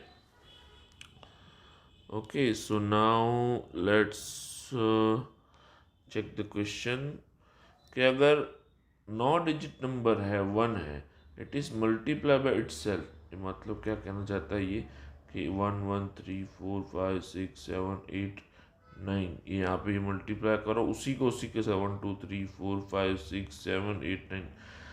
तो जो आंसर बनेगा ना, उसके जो डिजिट्स बनेंगे उसका सम कितना होगा। अरे भाई ये थोड़ा इतना बड़ा चेक करने से पहले मैं आपको एक शॉर्ट ट्रिक बता देता हूँ, जस्ट आप देख लीजिएगा। ये 2 बार 11 लिखा, तो यहाँ पे आंसर है अपने को 121, ठीक है। अब इसके अंदर आंसर क्या बन रहा है, 4। सेम में अगर 3 बार लिखता हूँ, तो इसका एक ट्रिक है, जितनी बार आप 1 लिखोगे ना वहाँ तक जाना है आपको, 1 2 3 3 1 है तो ये 3 तक जाएगा, वापस से 2 1 रिवर्स जाना है। सेम में 4 बार लिखोगे तो 1 2 3 4 3 2 1। तो सेम में अगर ये 9 बार है तो मुझे क्या करना पड़ेगा भाई, इसके अंदर इसका आंसर क्या बनेगा, इसका आंसर बनेगा 1 2 3 4 5 6 7 8 9, फिर से 8 7 6 5 4 3 2 1, ठीक है। ये इसका आंसर बनेगा अगर आप मल्टीप्लाई करोगे। ये एक ट्रिक है इसकी 11 की। अब उसके सम फाइंड करने हैं। अब आप जस्ट चेक करेंगे तो 1 से 8 तक का सम होगा 36, ठीक है। सेम में 8 से 1 का सम होगा भी 36, और ये बीच में बचा 9। तो 36 प्लस 36 72 प्लस 9 81। ये यहाँ पे सम बन रहा है थोड़ा ट्रिकी, मतलब अगर आपको ये ट्रिक्स थोड़ी बहुत पता है तो ये आप आसानी से कर सकते हैं, राइट। ये रहा इसका आंसर। अब नेक्स्ट क्वेश्चन पे मूव ऑन करते हैं। ये क्या है, what is the sum of all digits which appear in all the integers from 10 to 100। अब देखो ये बोल रहे हैं अभी 10 से लेके 100 में जितने इंटीजर्स आ रहे हैं, मतलब सारे नंबर्स को सम करो। तो मैं जस्ट एक आपको केस बता रहा हूँ, 10 से 11 12 13 14 15 16 17 18 और 19, ये हमारा एक केस बना। मैं 10 से 19 ले रहा हूँ। सेम आप दूसरे भी ले सकते हो कि भाई 0 1 2 3 4 5 6 7 8 9 है, 0 to 9 उसका सम बनता है हमारा 45, और ये 9 1 हैं, ठीक है। 9 बार 1 है तो वो उसका बनेगा हमारा 10, सॉरी 10 बार 1 हैं तो उसका बनेगा 10। तो यहाँ पे बनेगा 55 सम 10 to 19 का, ठीक है। सेम वे अगर मैं 20 से लेके 29 तक लिखूंगा तो 0 to 9 तो आ गएंगे, तो उस केस में भी 45 तो आएगा ही, प्लस 10। वो ये जो एक एक एक हमने किया था उसकी जगह 2 2 2 2 है, ठीक है। तो हर एक में एक एक बढ़ा, तो अभी मुझे 45 के अंदर 10 की जगह 20 ऐड कर दूंगा, तो मतलब 65 बन जाएगा। सेम में 30 की रेंज के अंदर वो 75 बन जाएगा, फिर वो 85 4 के अंदर। इस तरीके से 9 तक आते आते मेरे केसेस बन जाएंगे कुछ 135 तक। मतलब शुरुआत होगी 55 से और जाएगा वो, ये जाते जाते ऐसे बढ़ते बढ़ते 135। इसका मुझे सम फाइंड करना है। तो ये मैंने इसका एक ट्रिक दिया हुआ है आपको पीडीएफ के अंदर, जो टेलीग्राम ग्रुप में शेयर है, जो आपका एस एन वाला फॉर्मूला है n/2 वाला। इस केस के अंदर मैं डायरेक्टली फॉर्मूला अप्लाई कर रहा हूँ, n/2 2a plus n-1 into D है, राइट। सो उस केस के अंदर अगर n यहाँ पे देखें तो ये बनेगा कुछ 9/2, देन इट इज 2, हमारा फर्स्ट टर्म बनेगा 55, and next is n-1 into D. n-1 into D करेंगे then it is 8 into 10, right. So this is the case, और इसका सम हमारा कुछ बनेगा 855। पर ये ध्यान रखिएगा यूपीएससी ने छोटा सा ट्रिक खेला है, 100 भी गिनना है। ये तो हम 99 तक जाएंगे ना, कि 19 29 39 उस हिसाब से। सो 855 है वो 99 तक जाएगा, एक और 100 वाला 1 ऐड होगा, सो आंसर हमारा बनेगा 856। Okay, this way we have to solve this question. अब नेक्स्ट पीएनसी का क्वेश्चन है, छोटा सा मैं बता रहा हूँ कैसे। इस केस के अंदर एबीसीडी एक स्क्वायर दिया गया है, ठीक है। ये रहा, अभी हम भाई एक स्क्वायर बना देते हैं। अब यहाँ पे क्या बोला गया है, 1 point on each of A B and C. ये भी ये एक एक पॉइंट यहाँ पे, और 2 पॉइंट बी सी और डी ए पे है, एक और एक और एक। ये यहाँ पे पॉइंट्स हैं, यहाँ पे है, यहाँ पे है। How many distinct triangles can be drawn using any 3 points as vertices out of this 6 points. अब ये 6 पॉइंट में से 3 पॉइंट लेने हैं ताकि हमारा ट्राइंगल बने। सिंपल सा पीएनसी का क्वेश्चन है। अगर आप इसको देखें दैट इट इज 6C3 और इसका आंसर बनता है 20। ठीक है, basic sapiency question. Okay right, move on to the next. यहाँ पे सी आंसर मार्क करेंगे, आगे बढ़ेंगे।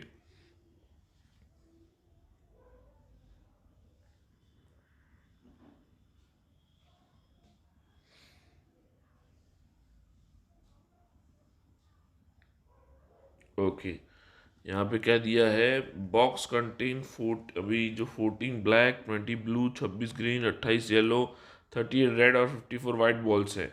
पहले तो डेटा लिख लेता हूँ ताकि आपको आसानी से पता चले कि इसके अंदर क्या लिखा हुआ है।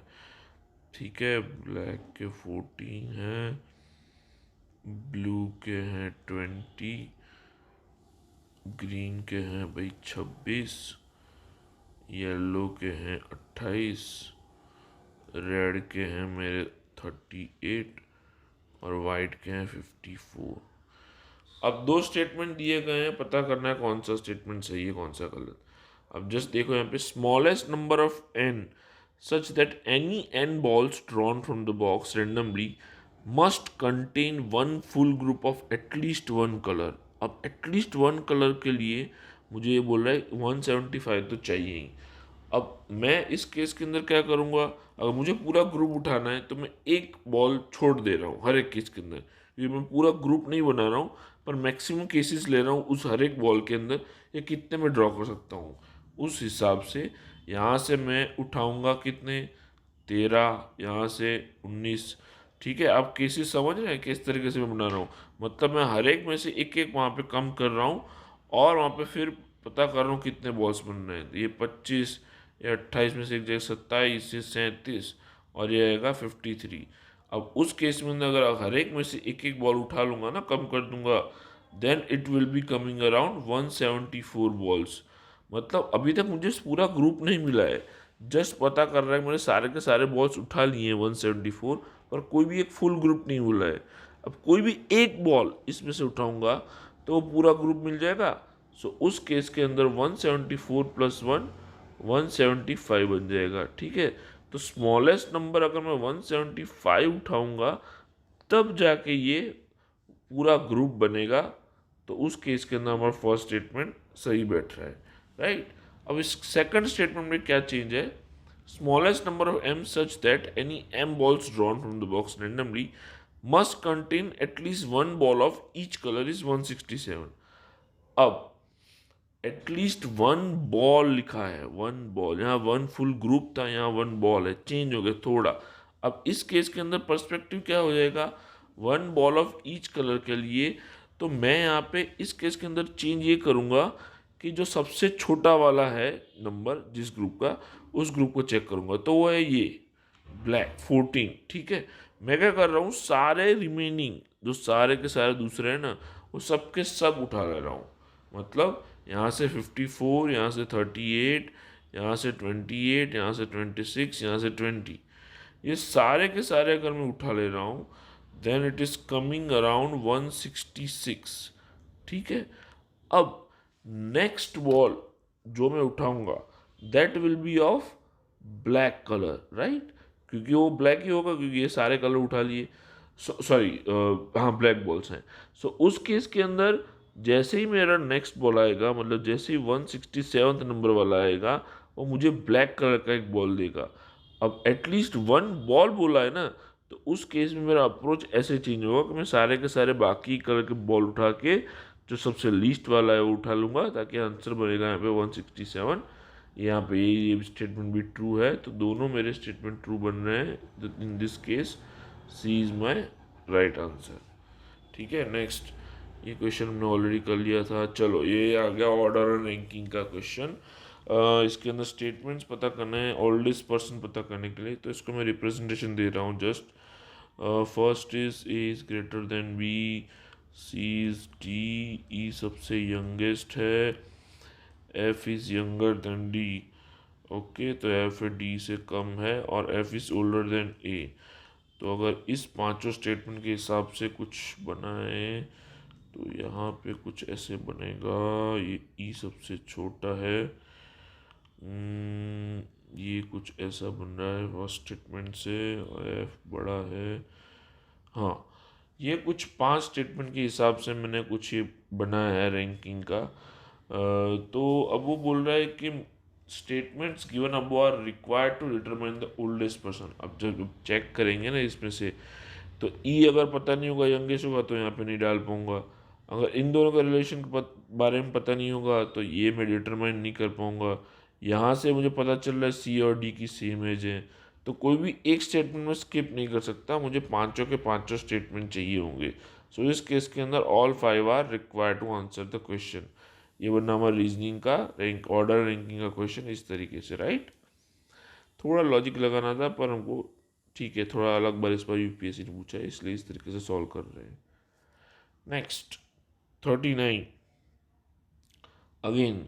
चलो ये तो भी ब्लड रिलेशन का क्वेश्चन है, इसमें भी पूछा गया कितने स्टेटमेंट से आंसर निकालना है आपको। एक ए बी सी डी का फैमिली है, ई का बी से रिलेशन पूछा गया है। फर्स्ट स्टेटमेंट चेक करते हैं। चलो ए और बी, जेंडर पता नहीं है, सिर्फ मैरिड कपल दिया हुआ है। Second statement, D is father of C. अब D is father of C है तो डी यहाँ मेल बन जाएगा। सी का जेंडर पता नहीं है, राइट। थर्ड क्या दिया हुआ है, ईज डी सन। अगेन तो ये सेकंड और थर्ड को मैं मिला रहा हूँ यहाँ पे, जस्ट चेक करना। ये कुछ ऐसा बन रहा है, ईज डी सन, ठीक है। अब next is fourth, A N C R sisters. Okay, A N C R sisters के हिसाब से भाई ये तो कुछ ऐसा बन रहा है, सी और ए और बी, ठीक है। और मैरिड कपल है और ए और सी सिस्टर हैं तो ठीक है, तो ये प्लस हो जाएगा, ठीक है, बी मेल बन जाएगा। अब ऑप्शन में क्या है वो देखते हैं। रिलेशन किसका पूछा है, ई और बी का। ई और बी का रिलेशन पूछा गया है। 1 2 एंड 3, क्या इन तीनों से आंसर निकल रहा है। यहाँ तक अगर मैं डेटा चेक करूँगा तो मुझे ए और बी का और इसका ई का रिलेशन नहीं मिल रहा है, तो फर्स्ट स्टेटमेंट नहीं आएगा। 1 3 एंड 4, डी और सी यहाँ है तो नहीं, इससे भी नहीं बन रहा है क्योंकि मैंने यहाँ पे मिक्सअप किया है डी सी और ई के साथ। अब चारों चार स्टेटमेंट यहाँ मिला रहे हैं, तो हाँ ये ई है वो बी का ब्रदर इन लॉ बन रहा है। ई है वो बी का ब्रदर इन लॉ बन रहा है, ये हमको पता चल रहा है अगर हम चारों स्टेटमेंट को यूज़ कर रहे हैं तो। सो उस केस के अंदर हमारा ऑप्शन सी सही बैठ रहा है। सो इस तरीके के क्वेश्चन को हम यहाँ पे देखें, नया तरीके का ब्लड रिलेशन है इस बार। तो यहाँ पे चारों के चारों स्टेटमेंट यूज़ कर रहे हैं ताकि हमारा आंसर बने, राइट। अब नेक्स्ट क्वेश्चन की ओर मूव करते हैं। ये ऑलरेडी हमने कर लिया है क्वेश्चन 40 नंबर का। ओके, सो मूव ऑन करते हैं नेक्स्ट क्वेश्चन में। ओके, थोड़ा डिफरेंट क्वेश्चन है इस बार। ये सिंपल इंटरेस्ट कंपाउंड इंटरेस्ट का। ये क्या कंपाउंड इंटरेस्ट का है। नॉर्मली हम कंपाउंड इंटरेस्ट यहाँ पे देखें तो हमारा फॉर्मूला ऐसा बनता है, A is equal to P 1 plus R upon 100 raise to n, ठीक है। ये नॉर्मल वे में है, पर यहाँ पे थोड़ा चेंज क्या दिया है, हाफ ईयरली है। हाफ ईयरली जब बन जाता है ना तो यहाँ पे 2 से मल्टीप्लाई हो जाता है और ये भी 2 हो जाता है, ठीक है। अब उस केस के अंदर यहाँ पे क्या बोला गया, प्रिंसिपल पी बिकम्स क्यू। ये क्यू बन गया भाई पी में कितने percent, are percent interest rate पे, तो ये 200 लिख लेता हूँ क्योंकि हाफ ईयरली है और 1 ईयर है तो यहाँ पे n1 हो जाएगा तो 2 आ जाएगा, ठीक है। अब सेम प्रिंसिपल पी क्यू बन जाएगा अगर उसको एस परसेंटेज से लगाते हैं और उसको एनुअल रेट ऑफ इंटरेस्ट मतलब एक ही बार कंपाउंड करना, तो यहाँ सिंपल ये है, ये दिया हुआ है। तो कौन सा करेक्ट है, अब यहाँ पे जस्ट आप चेक करोगे ना तो यहाँ पे देखो ये दोनों वैल्यू सेम है, प्रिंसिपल सेम है और ये अमाउंट भी सेम बन के आ रहा है, बट ये हाफ ईयरली है और ये फुल ईयरली है। तो मैं 2 बार यहाँ पे कंपाउंड कर रहा हूँ फिर भी यहाँ पे अमाउंट सेम आ रही है, यहाँ पे सिंगल बार कर रहा हूँ तो भी अमाउंट सेम आ रही है। तो ये सीधा सीधा मुझे केस बना रहा है कि भाई एस का जो इंटरेस्ट रेट है वो आर से ज़्यादा होगा तभी जाके पॉसिबल होगा ना, वरना कैसे पॉसिबल होगा। अगर मैं यहाँ पे वैल्यूज ही दो की सेम यहाँ पे आंसर ला रहा हूँ क्यू का, तो आर इतना कितना एस से कितना डिफरेंट होगा, तो सीधी सी बात है एस आर से ज़्यादा बड़ा होगा तभी जाके पॉसिबल है। बेसिक फंडामेंटल का क्वेश्चन है, राइट। तो एस अगर आर से बड़ा है तो उस हिसाब से ये वाला ऑप्शन सी मार्क कर दें, आगे बढ़ते हैं। इस तरीके से क्वेश्चन सॉल्व हो रहा है, ठीक है। अब नेक्स्ट क्वेश्चन की ओर बढ़ रहे हैं। How many natural numbers are there which give a reminder of 31 when 1186 is divided by this natural numbers. अब रिमाइंडर 31 दे रहा है जब 1186 को डिवाइड कर रहे हैं, ऐसे कितने नेचुरल नंबर्स हैं। अब थोड़ा ये नंबर सिस्टम का थोड़ा ट्रिकी सा क्वेश्चन है, ध्यान रखिएगा। अगर 1186 के अंदर वो 31 का रिमाइंडर दे रहा है तो एक्चुअली वो नंबर बन रहा है हमारा 1155, राइट। अब 1155 पे मैं अगर इसके फैक्टराइजेशन करूँ, जस्ट आप देखिएगा, हाँ, it is coming around like this, okay. अब इसको मैंने फैक्टराइजेशन किया है। अब ऐसे तो कितने नेचुरल नंबर्स बनेंगे जो 31 रिमाइंडर देंगे जब इस नंबर को मैं डिवाइड करूंगा। अगर मुझे 31 रिमाइंडर चाहिए तो सीधी सी बात है, मतलब इसके फैक्टर में से, कि वो नंबर 31 से बड़ा होगा तभी 31 रिमाइंडर देगा ना। जैसे अगर मैं 33 से डिवाइड करूंगा तो ही वो 31 रिमाइंडर देगा उससे बड़ा। अगर वो नंबर ही उससे छोटा होगा तो वो कैसे रिमाइंडर देगा। तो उस केस के अंदर ऐसे कितने फैक्टर्स हैं जो ये कंडीशन सेटिस्फाई करेंगे। तो मैं जस्ट आपके सामने सारे नंबर्स इसके फैक्टर्स के बेस पे लिख रहा हूँ, ठीक है। एक है ये, दूसरा बन जाएगा ये, फिर है ये। अब दूसरे कौन से बनेंगे, अच्छा ये भी आएगा, ये यहाँ पे, और कोई 357 भी आएगा। Next will be okay 5 into 7 भी बनेगा जो 31 से बड़ा है। Next is last but not the least वो नंबर खुद, सॉरी, उस केस के अंदर ये आ जाएगा हमारा।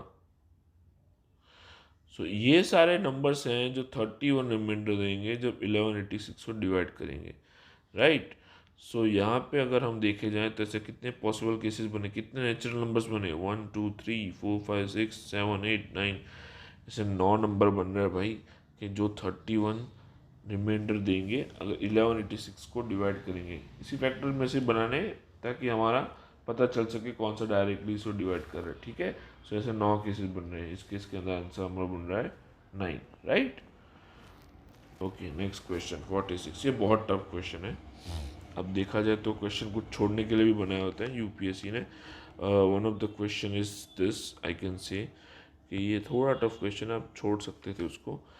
जस्ट आप देखिए यहाँ पे P P Q Q R R 2 digit के नंबर्स हैं। पी क्यू आर ऐसे कंडीशन दी हुई है, P less than Q less than R. उसके अंदर क्या लिखा है, P P Q Q R R. अब यहाँ पे ये आंसर बना रहा है, यहाँ पे टी टी ज़ीरो 3 डिजिट का नंबर है। तो पूछ रहा है दो statement, number of possible values of P is 5 and number of possible value Q is 6, right.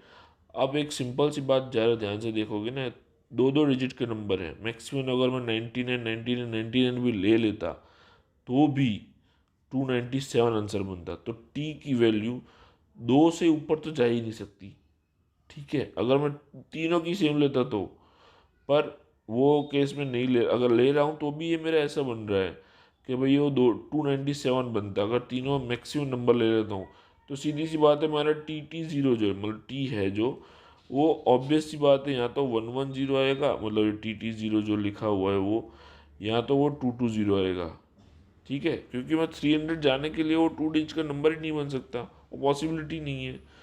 अब इस केस के अंदर मुझे 110 कैसे कैसे मिल सकता है वो मैं चेक कर रहा हूँ, ठीक है। 110 उस हिसाब से कैसे कैसे बन सकता है, अगर वो 110 है तो क्या, तो उस केस के अंदर P P Q Q are क्या बनेगा।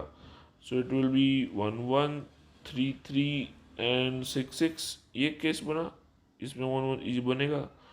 दूसरा क्या बन सकता है, 114455, नेक्स्ट विल बी 112277, ठीक है। ये 3 केस। अब नेक्स्ट केस क्या बन सकते हैं इसके अलावा, 11 के सारे आ गए, ठीक है। Now it will B 2 2 3 3 and 5 5, right. ये 1 1 0 के सारे शायद मैंने केसेस ले लिए हैं, इसके अलावा कोई केस बनेगा नहीं। अब सेम वे में 2 2 0 के लिए क्या बन सकता है? 3 3 8 8 9 9,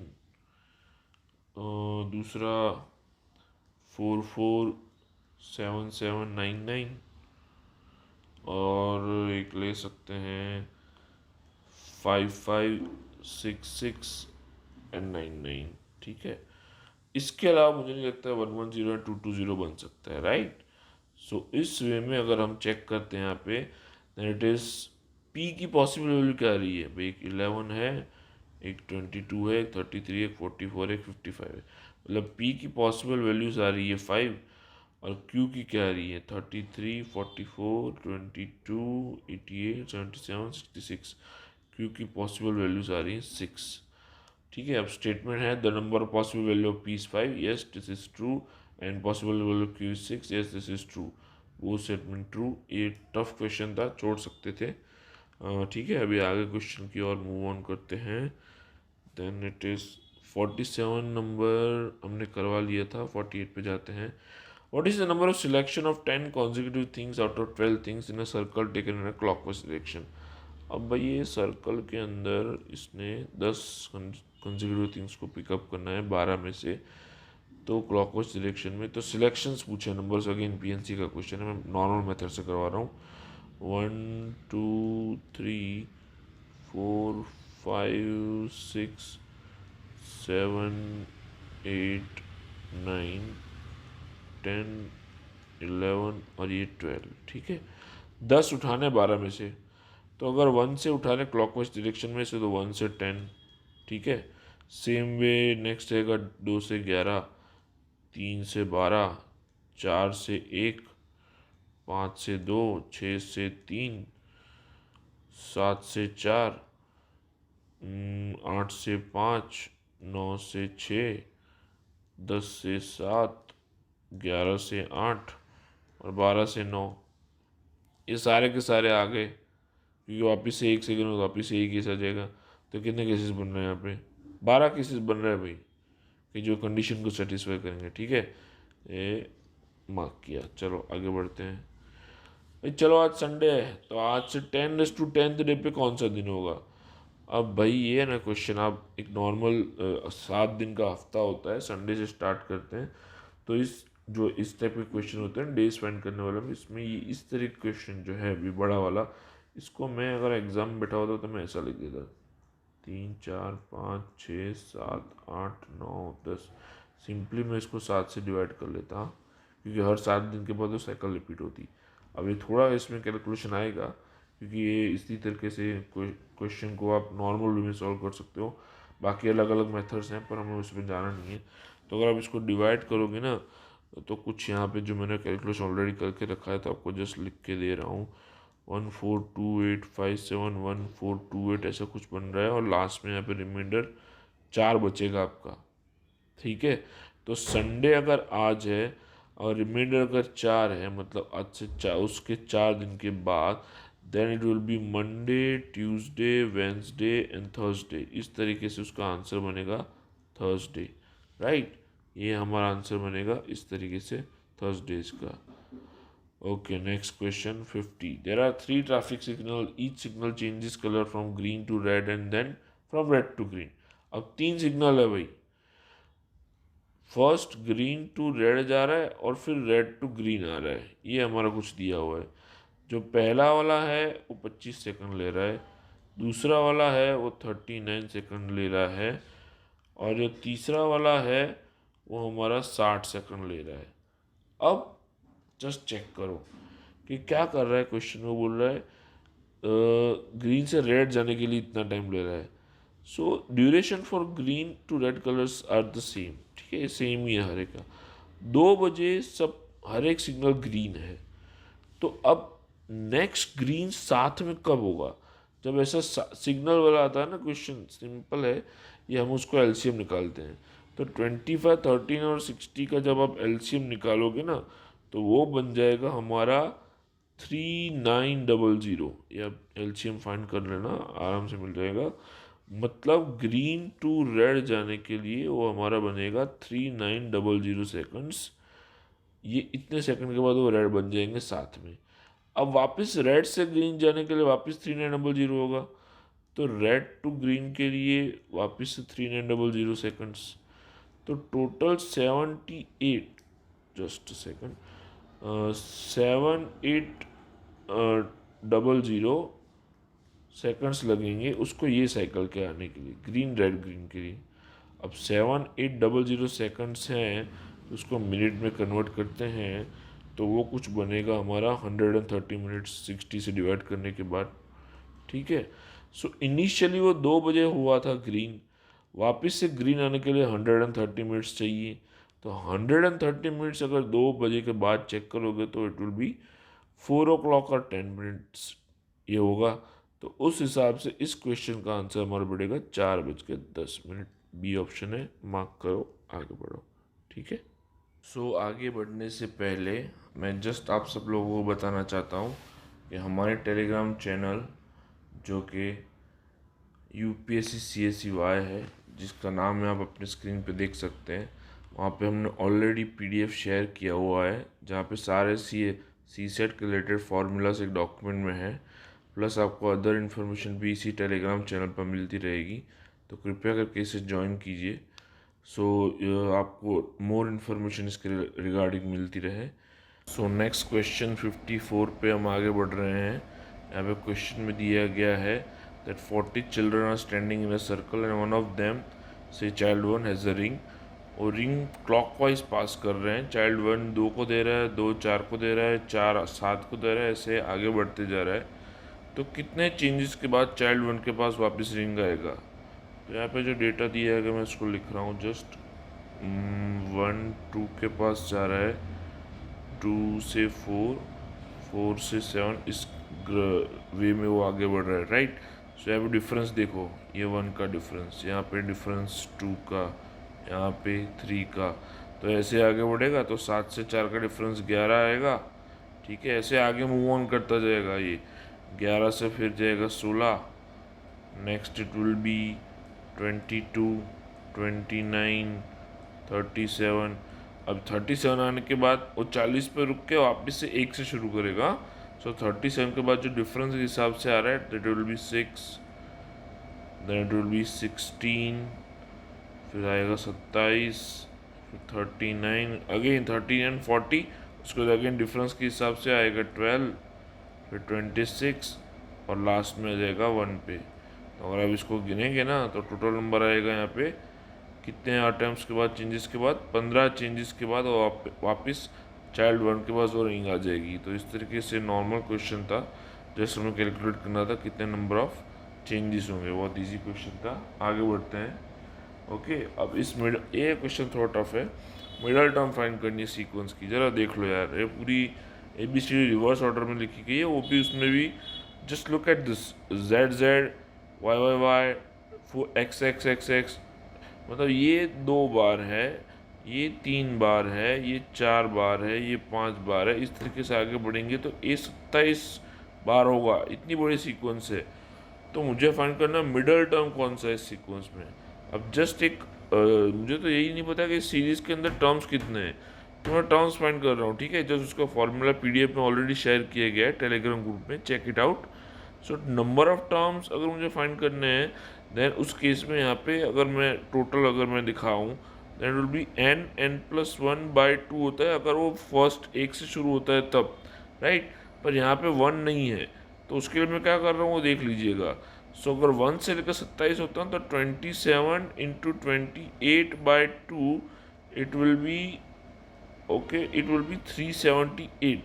पर जो कि यहाँ पे 1 नहीं है, तो 1 में यहाँ से माइनस कर दूंगा, तो इट इज़ 377 टर्म्स है टोटल। यहाँ पे 377 टर्म्स इस सीरीज के अंदर है। उसका मिडल टर्म, अब 377 अगर टर्म्स होगा तो उसका मिडल टर्म आएगा अराउंड 189 पे। 189th टर्म अगर हमको मिल गई तो इस सीरीज की मिडल टर्म हमको पता चल जाएगी। अब वो निकालू कैसे में, तो जस्ट यहाँ पे देखिएगा कि 377 में से मैं लास्ट की 27 ए की टर्म्स निकाल दूँ तो वो कुछ यहाँ पे बचेगी 350, राइट। वैसे ही 26 बी की टर्म निकालूँ, फिर सी की 25, ऐसे करते करते माइनस करते करते मुझे 189 तक पहुँचना है। तो ये तो मैंने कैलकुलेशन करके रखा है, बाकी आपको थोड़ा इसमें टाइम जा सकता है, ये आपको अटेम्प्ट नहीं करना है ऐसे क्वेश्चन। आपको दिखा दे रहा हूँ ये कहाँ तक जाएगा, 22, 21 एंड इट इज़ 20। यहाँ पे कहीं यहाँ पे जहाँ तक यहाँ माइनस करोगे तब जाके वो 189 पे रुकेगा। और 20th टर्म अगर आप पीछे से चेक करोगे ना तो उसका आंसर बनेगा आई। तो इसका राइट आंसर है आई। इस तरीके से इस क्वेश्चन को सॉल्व करना है। Okay, next question. क्या पी क्यू से बड़ा है, उसके लिए दो स्टेटमेंट दिए गए हैं। तो ये वाला क्वेश्चन में तो मैं जनरली आपको बोल रहा हूँ सपोज कर लेने का पी और क्यू की वैल्यू। कुछ बोला गया पी और क्यू के बारे में नहीं, क्या प्लस है माइनस है कुछ भी हो सकता है। तो पी और क्यू लेट सपोज 2 एंड 3 है, तो 2 एंड 3 इज ग्रेटर देन 0, हाँ स्टेटमेंट में सही है। पर ऐसा भी तो हो सकते हैं 3 और 2, ठीक है, तो वो भी ग्रेटर देन 0 है। तो ये दोनों अलग अलग वैल्यू पे p ग्रेटर देन q पता नहीं चल रहा है, मतलब पर्टिकुलर ये स्टेटमेंट से मुझे आंसर नहीं मिल रहा है, ठीक है। P square is greater than Q square, same way इसी एग्जाम्पल को ले लो, इसी वैल्यूज को। 2 स्क्वायर सॉरी 3 स्क्वायर मतलब 9 और 2 स्क्वायर मतलब 4, ये ग्रेटर देन है, ठीक है, अगर 3 और 2 लेते हैं तो अब इस केस के अंदर 9 इज ग्रेटर देन 4, बट अगर -3 और -2 ले तो माइनस वैल्यूज में answer is same 9 and 4, but ये तो नहीं है ना, तो ये ग्रेटर देन क्यू नहीं है ना, तो अगेन स्टेटमेंट 2 से भी आंसर इसमें नहीं निकल रहा है। तो दोनों स्टेटमेंट से हमारा आंसर नहीं आ रहा है, तो इस केस के अंदर ऑप्शन डी विल बी हमारा आंसर, राइट। नेक्स्ट 57 नंबर के क्वेश्चन पे जाते हैं। अगेन सेम स्टेटमेंट वाला क्वेश्चन है, is p plus Q minus R greater than p minus Q plus R. अब ये p क्यू और इंटीजर्स हैं। Statement 1 p minus Q positive है, देख लो भाई p माइनस क्यू अगर पॉजिटिव है मतलब p वो q से बड़ा होगा तभी पॉजिटिव आएगा, सीधी सी बात है। सेम में p minus R is negative, तो उसका मतलब p r से छोटा होगा। तो इन दोनों स्टेटमेंट इंडिविजुअल स्टेटमेंट से क्या हम पता कर सकते हैं कि P plus Q minus R greater than है। कुछ आइडिया नहीं ले सकता, जस्ट इन दो स्टेटमेंट से कंबाइन करते हैं। चलो इसको, इस दोनों स्टेटमेंट को अगर कंबाइन करें तो कुछ ऐसा बन रहा है, आर वो पी से बड़ा है और पी वो क्यू से बड़ा है, ठीक है, ये अपने को यहाँ से कुछ पता चला। अब हमको पता क्या करना है, P plus Q minus R. तो P plus Q minus R greater than होगा तो डिफरेंस पॉजिटिव आएगा, ठीक है।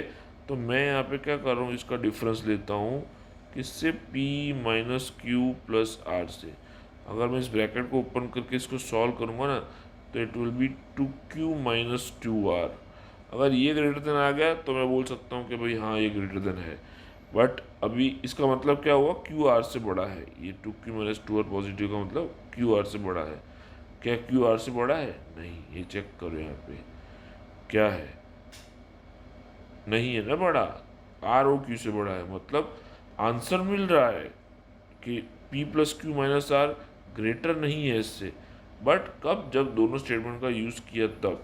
तो इस केस में हमारा बोथ स्टेटमेंट टुगेदर से आंसर आ रहा है, सिंगल से नहीं आ रहा है, तो उस केस में ऑप्शन सी हमारा सही आंसर बनेगा, right. Next question. Okay, 75% took tea, 60% took coffee, 15% took both tea and coffee. No one taking milk takes tea, or each person takes at least one drink. अब how many person attended the party ये पूछा गया है। अब भाई ये थोड़ा Venn diagram वाला क्वेश्चन है, और दो स्टेटमेंट दिए गए हैं, उसके बेस पे ऑप्शंस दिए गए हैं। जस्ट थोड़ा डेटा हम लिख लेते हैं ताकि आइडिया आ जाए। यहाँ पे लिख लेते हैं, ये हमारा टी वाला है 75, मिल्क वाला no one taking milk takes tea है भाई। मैं थोड़ा इसको अलग लिख रहा हूँ क्योंकि इन दोनों के बीच में कुछ कॉमन नहीं है, मिल्क वाले भैया है, और इन दोनों का कॉमन जो कॉफ़ी वाला है ये कुछ यहाँ पे है कॉफ़ी का 60 दिया हुआ है, राइट। अब 15% टी और कॉफ़ी वाले हैं, तो अगर मुझे ये लिखना हो ना तो ये 15 आएगा, ये 60 बन जाएगा, तब जाके 75 बनेगा। और ये यहाँ से भी कुछ कॉमन है, तो ये मुझे पता नहीं इन दोनों की वैल्यू क्या है। लेट सपोज मैं इसको x ले लेता हूँ, तो ये 15x बाकी का 60 में से निकाल दूँ तो ये मेरा कुछ 45 माइनस एक्स कुछ बन रहा है। ये रिमेनिंग पोर्शन जो मिल्क में है मैं उसको y ले लेता हूँ, ठीक है। मुझे इसके बारे में कुछ भी नहीं पता है, इतना डेटा मैं इस पर से बोल सकता हूँ। अब टोटल पर्सन जो अटेंड करे पार्टी को, तो वो मैं यहाँ पे देखूँ तो ये 75, ये 45 minus x plus x cut हो गया, और ये वाई वाले। तो टोटल है ना हमारा, टोटल जो वेन डायग्राम से मेरे को दिख रहा है वो बन रहा है कुछ 75 प्लस 45 प्लस वाई है। ये आप माइनस प्लस एक्स निकाल दोगे तो इतना बचेगा, ये हमारा टोटल है। तो it is eventually 120 plus Y. अब 50% टुक मिल्क, सिर्फ 50% बोला है, मतलब x प्लस वाई लिखा है इसने, x प्लस वाई इज 50। अब भाई ये इस पे से तो आंसर नहीं आ रहा है कि कितने ने पार्टी अटेंड की, ठीक है, क्योंकि वाई चाहिए और इसमें से आंसर नहीं मिला, तो स्टेटमेंट वन अकेले से तो नहीं आ रहा है। अब दूसरे, number of persons who attended the party is 5 times the number of person who take milk only. Milk only वाले भैया है भाई, मिल्क ओनली वाले 5 टाइम्स है, किससे, जितने पार्टी अटेंड कर रहे हैं उतने। अब टोटल पार्टी वाले हैं 120 प्लस वाई, अब वो 5 गुना है जो पार्टी का मिल्क वाले हैं उनसे, ठीक है।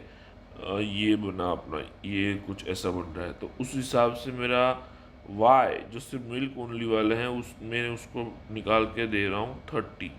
वाई मिल गया मतलब मुझे टोटल मिल गया है, मतलब स्टेटमेंट टू अकेले से मेरे को आंसर मिल रहा है यहाँ पे उस केस में। तो statement to alone is sufficient. तो स्टेटमेंट टू अलोन के लिए यहाँ पे कौन सा ऑप्शन सुटेबल है? हाँ, the question can be answer using one of the statements alone but can not be answer using other statement alone. तो ये यहाँ पे ए ऑप्शन हमारा बैठ रहा है, ठीक है। अब यहाँ से हम आगे नेक्स्ट क्वेश्चन के लिए बढ़ते हैं।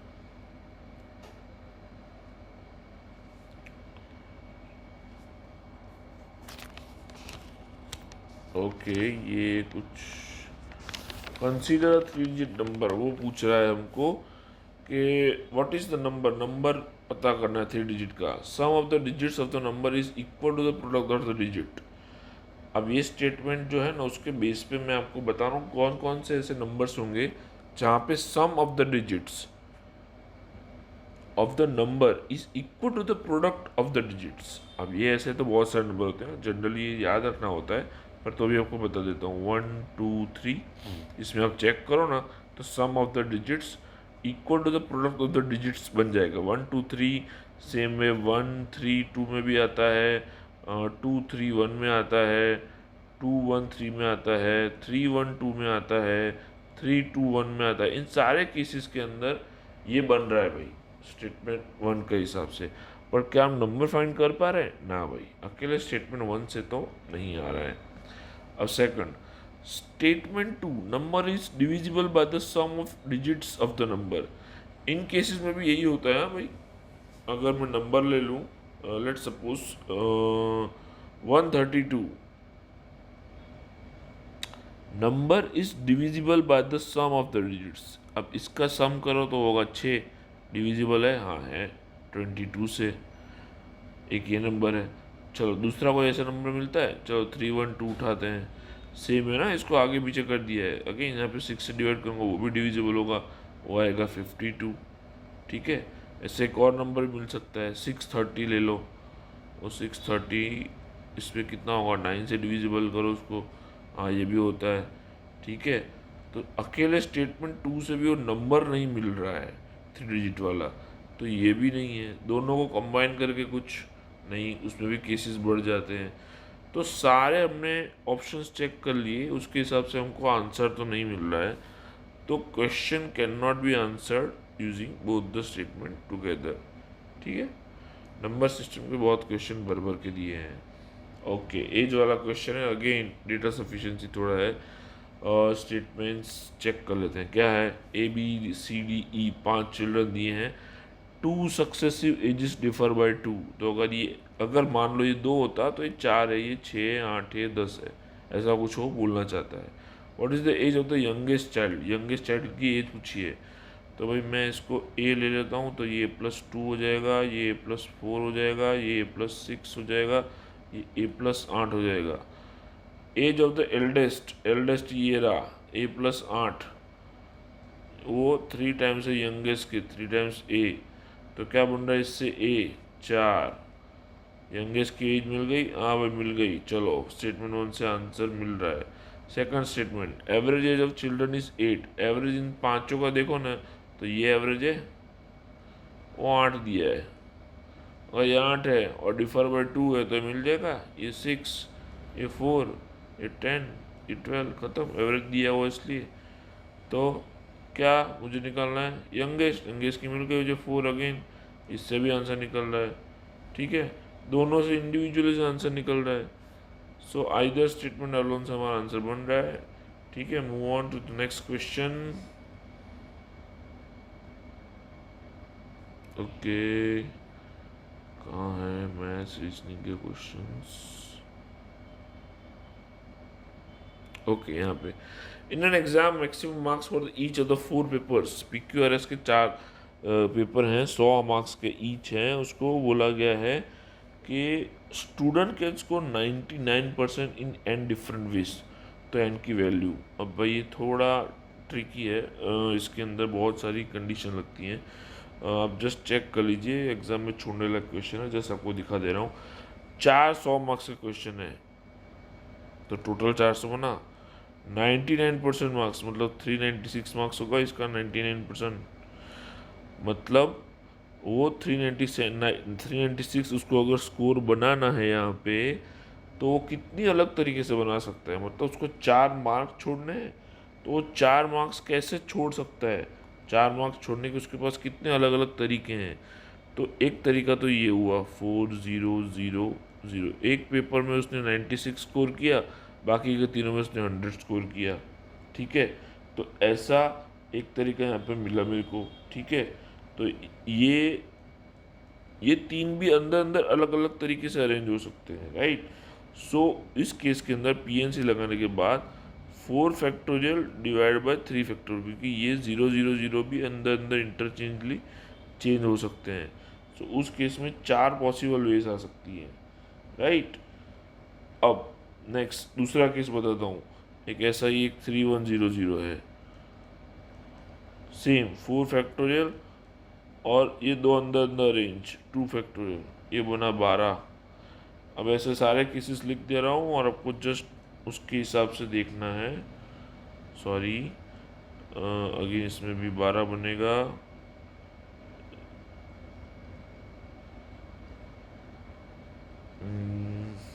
Next will 2-2-0-0, next is 1-1-1-1। तो उस हिसाब से 4-12-12, और ये इसके इस वाले केस में 6, और इसका ये एक केस बनेगा। टोटल हमारे 35 केस बन जाते हैं, जो सारे 99% स्कोर दे रहे हैं। ठीक है, तो ये हमारा आंसर यहाँ पे ऐसे PNC के साथ बने हैं। ये क्वेश्चन छोड़ने लायक था, आप छोड़ सकते हैं। इस तरीके से इसको सॉल्व करते हैं। एक दूसरी वे भी है, जो एक फॉर्मूला है उसका, दैट इज n+r-1 CR-1, जहाँ पे n हमारा हो जाएगा 4 और r हो जाएगा 3।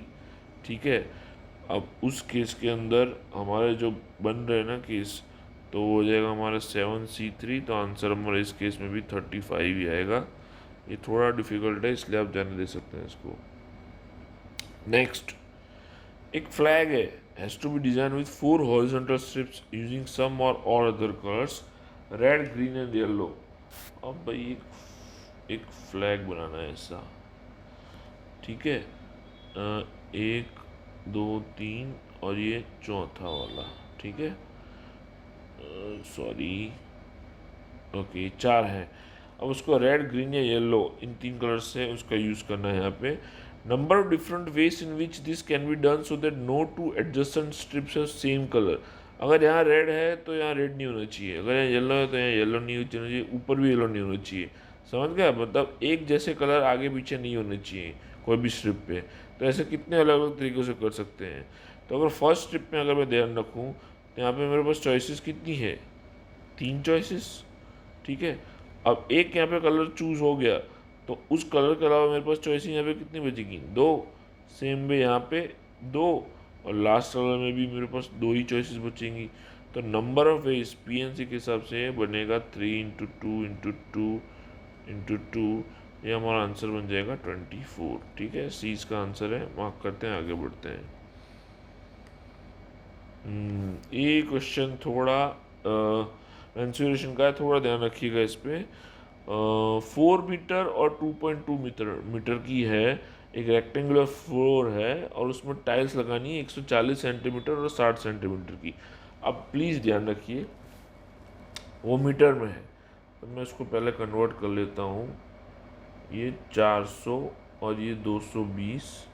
यहाँ पे मुझे टाइल्स लगानी है इस एरिया में, उसकी साइज़ दी गई है 140/60। तो कितनी लगा सकेंगे, सीधी सी बात है, उसकी एरिया जितनी आएगी। अब मेरे हिसाब से तो इसको अगर सिंपली एरिया के हिसाब से पर्टिकुलर पूरा एरिया जो है उसका ये, और उसको डिवाइड करेंगे अगर इससे, तो कितनी टाइल्स में उसको अरेंज कर पाऊँगा, इस तरीके से मुझे मिल सकती हैं। तो ये है ना, मेरे ख्याल से ये ग्रेटर देन 10 मिलेगी, मतलब 10 से ज़्यादा मिलेगी, क्योंकि अगर आप काट देना तो उसका कटा हुआ फॉर्म कुछ 880/84 के समथिंग कुछ आ रहा है। मतलब 10 से कुछ ज़्यादा ही है, पॉइंट में है, मुझे उससे मतलब नहीं है। मतलब 10 टाइल से कुछ ज़्यादा लगा सकते हैं, ऐसा कुछ है। तो उसके हिसाब से number of tiles that can be accommodated on the floor, अगर 10 लगा सकते हैं तो मैक्सिमम 9 तो लगा ही सकते हैं। तो मेरे हिसाब से इसका आंसर 9 होना चाहिए, राइट। अब इसके क्वेश्चन के साथ अभी नेक्स्ट क्वेश्चन पे जाते हैं हम। 5 पर्सन है, PQRST, one of whom has to be assign one task. देखो हाँ, एक को एक टास्क देना है, P और Q को टास्क 1 नहीं देना है। ध्यान से देखिएगा, P और Q को टास्क 1 नहीं देना है, टास्क 2 को आइदर R या S ही देना है। तो कितनी अलग अलग तरीके से ये असाइनमेंट हो सकता है भाई। इसके अंदर 2 केस बना देते हैं ताकि आपका काम आसान हो जाए। ये टास्क पहले लिख देते हैं कि भाई 1 2 3 4 5 5 टास्क है और 2 केस बन जाएंगे, केस 1 और केस 2। अब मुझे ध्यान क्या रखना है भाई, यहाँ पे ये देखना, जस्ट अ मिनट। यहाँ P और Q नहीं लिखना है मुझे, फर्स्ट में असर नहीं है, और R और S दूसरे में ही जाना चाहिए। तो एक केस ये R का बना, एक S का बना। अगर यहाँ पे R है और PQ नहीं है तो आइदर यहाँ पे S होगा या T होगा, राइट, क्योंकि PQ नहीं है। तो सेम अगर S यहाँ पे है तो यहाँ पे R होगा या T होगा। ठीक है, इस तरीके से इसकी तो चॉइसेस मैंने बना ली, क्योंकि ये मेरे को जो गिवन डेटा है ना उसके बेसिस पे मैंने लिखा है 2 केस। अब ये तीसरा वाला, चौथा वाला, पांचवा वाला, इसके बारे में कोई इन्फॉर्मेशन नहीं है। तो अगर इन दोनों को एक एक चला जाता है तो बाकी इसके पास 3 चॉइसेस हैं, इसके पास भी 3 चॉइसेस हैं दोनों केसेस में। सेम में इसके पास 2 चॉइस, इसके पास 2 चॉइस, क्योंकि एक यहाँ पे यूज़ हो गई। सेम में इसके पास एक एक चॉइस यूज़ हो गई, तो यहाँ पे 1, यहाँ पे 1। तो पहला केस अगर मैं गिनूँ तो ये 2, ये 1, ये 3, ये 2 और 1, मतलब क्या बनेगा, 2 × 1 × 3 × 2 × 1। ये केस 1 के लिए सारी पॉसिबिलिटीज़, वो कितनी बन जाएगी भाई, ये बन जाएगी 12 पॉसिबिलिटीज़ केस 1 के लिए। केस 2 के लिए भी सेम भाई 12 पॉसिबिलिटीज़ हैं। तो टोटल कितना बन रहा है हमारा, कि ये किस तरह से असाइनमेंट हो सकते हैं, 24। ठीक है, आगे बढ़ते हैं, next question. There are large number of silver coins, 2 gram, 5 gram, 10 gram, 25, 50 gram के हैं। अब टू बाय लिखा है, खरीदना है हमको। To buy 78 gram of coins, one must buy at least 7 coins. 7 coins हम बाय कर पाएंगे तभी इतना हो जाएगा 78 ग्राम्स, ये ऐसा बोल रहा है। इस तरह के क्वेश्चन में हम चेक कर लेते हैं, हमको उसको मैनेजमेंट बिठाना है 78 का। तो मैं इसके अंदर ऐसी कौन से ग्राम्स के वजन लूँ ताकि मैं 78 ग्राम्स टोटल बाय कर सकता हूँ। तो मैं एक पॉसिबिलिटी लेता हूँ 50 का, 10 10 के 2, 70 हो गया, बाकी के 2 2 2 2 इस तरीके से उठा रहा हूँ, तो 78 बन जाएगा। बाकी तो केस मुझे समझ नहीं आ रहा कि वो 78 कैसे बनेगा। इस तरीके से मेरा 78 मैंने यहाँ पे बनाने का ट्राई किया है। तो 78 ग्राम बाय करने के लिए मुझे 1 2 3 4 5 6 7, हाँ भाई एटलीस्ट 7 कॉइन तो चाहिए। तो फर्स्ट स्टेटमेंट तो मेरा ट्रू है यहाँ पे, ठीक है। नेक्स्ट, टू वे, वजन करना है उसको, यहाँ पे बाय नहीं करना है, वजन करना है 78 ग्राम्स का। तो उसको लेस देन 7 कॉइन्स चाहिए, ये सब लेस देन 7 कॉइन्स चाहिए। क्या है पॉसिबल है हमको 78 ग्राम वे कराने के लिए लेस देन 7 कॉइन पॉसिबल है? चलो चेक कर लेते हैं। मुझे वे कराना है ना, तो ये दो वो जो होते हैं ना वेट करने के लिए, वो जैसे यहाँ पे रखे हैं उस तरीके का कुछ मैं सेटिंग यहाँ पे बिठा रहा हूँ। तो मैं एक साइड पे मैं ले रहा हूँ, लेट सपोज यहाँ पे 50, और ये एक 25 ग्राम का, ये 75 हो गया, और ये 580, ठीक है। अब दूसरी साइड अगर मैं 2 ग्राम का बिठा दूँ तो ये हो गया मेरा 80, और ये 2 हो गया, ये 80 ग्राम्स और ये 2। तो मैं यहाँ पे 78 ग्राम्स वे कर सकता हूँ। वे करना है मुझे, सिर्फ बाएँ ऐसा बोलनी है। तो 80 यहाँ पे और 2 ग्राम्स यहाँ पे, तो 78 ग्राम्स में वे कर सकता हूँ इसके बेस पे। तो उस तरीके से सिर्फ 4 कॉइन्स, हाँ 1 2 3 4, इन 4 कॉइन से ही मैंने वेट यहाँ पे 78 ग्राम ला दिया। तो लेस देन 7 कॉइन से पॉसिबल है। तो ये स्टेटमेंट भी मेरा ट्रू बैठ रहा है। तो मेरा आंसर यहाँ पे सी बोथ 1 एंड 2 बैठ रहा है। ओके, इस तरीके से इस क्वेश्चन को हम सॉल्व करेंगे। अब हम नेक्स्ट क्वेश्चन की ओर बढ़ते हैं। ओके, ये थोड़ा रिप्रेजेंटेशन वाला क्वेश्चन है, इनइक्वालिटी का, जनरली बैंकिंग में पूछा जाता है, पर इस बार आपको यहाँ पे भी पूछ लिया गया है। लेट्स सी इसको कैसे सॉल्व करना है। ओके, ठीक है, जो जो लिस्ट में लिखा गया मैं उसको रिप्रेजेंट कर रहा हूँ। Plus means A is neither smaller nor equal to B.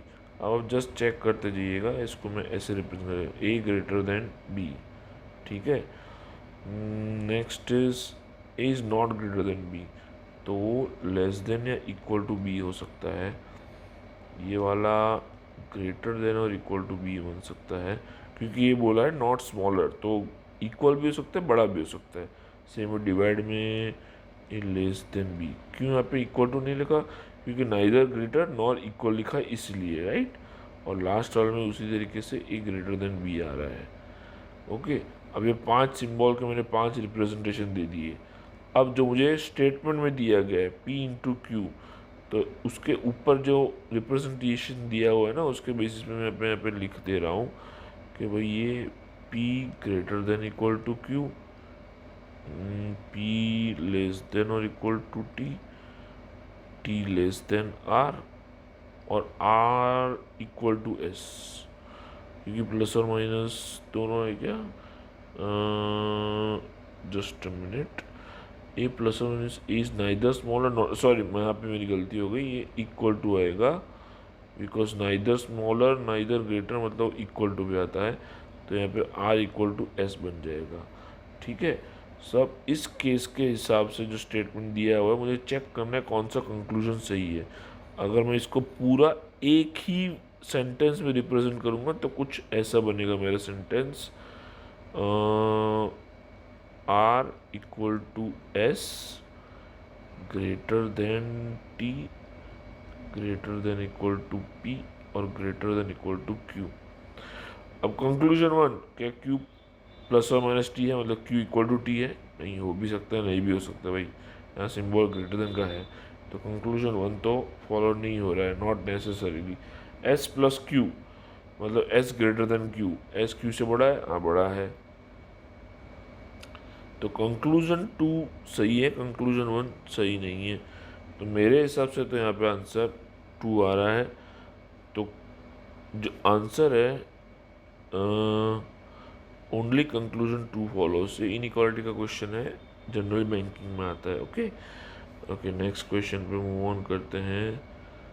Okay okay, reminder find करना है 2 रेस टू 192 को अगर 6 से डिवाइड करें तब। अब एक जनरल आपको बताता हूँ, अगर 2 को 6 से डिवाइड करेंगे तो 2 की पावर 1 को रिमाइंडर रहेगा 2, राइट। 2 को 6 से डिवाइड करेंगे तो 4 को 6 से कितना आएगा 4, राइट। सेम 2 3 को 6 से डिवाइड करेंगे, 8 को 6 से डिवाइड करेंगे तो 2, 2 4 16, उसको 6 से डिवाइड करेंगे तो 4, राइट। तो एक पैटर्न रिपीट हो रहा है 2 4 2 4, मतलब जब पावर ऑड है तब रिमाइंडर 2 है, जब पावर इवन है तब रिमाइंडर इवन है। तो अगर 2 192 मतलब ये क्या है, इवन है, तो इवन है तो रिमाइंडर कितना आता है 4, सिंपल, ठीक है। तो इस अगर ये क्वेश्चन के अंदर हम इसके पैटर्न के हिसाब से आंसर क्या मार्क करेंगे 4, राइट। इजी क्वेश्चन था। चलो, सीक्वेंस कंप्लीट। अब जनरली जब ऐसी सीक्वेंस दी जाती है तब मेरा ऐसा मानना है या तो उसको 4 4 के ग्रुप में या 5 5 के ग्रुप में डिवाइड कर दो और एक एक ऑप्शन रख के चेक कर लो कौन सा बेस्ट सूटेबल है, राइट। तो मैं इस केस में आपको ऑलरेडी बता दे रहा हूँ कि अगर आप 4 4 के ग्रुप में डिवाइड करोगे ना तो ये ABCD ABC DABC BBCD और लास्ट में यहाँ पे BABCD ऐसा कुछ बनेगा। आपको चेक करना है क्या वो 4 के ग्रुपिंग में बराबर बैठ रहा है कि नहीं बैठ रहा है, एक एक ऑप्शन बिठा के बहुत फटाफट हो जाता है। आपको पीछे रफ पेजेस में लिखना होता है और बेस्ट चेक करना होता है कौन सा पॉसिबल है। तो जब एक एक ऑप्शन को रख के देखेंगे ना तो जब लास्ट वाला ऑप्शन है यहाँ पे सूटेबल बैठ रहा है, कैसे जस्ट आपको दिखा दे रहा हूँ, आप चेक कर लीजिएगा। ABC फर्स्ट में है D, then it is DABC, then it is CDAB, then it is BCDA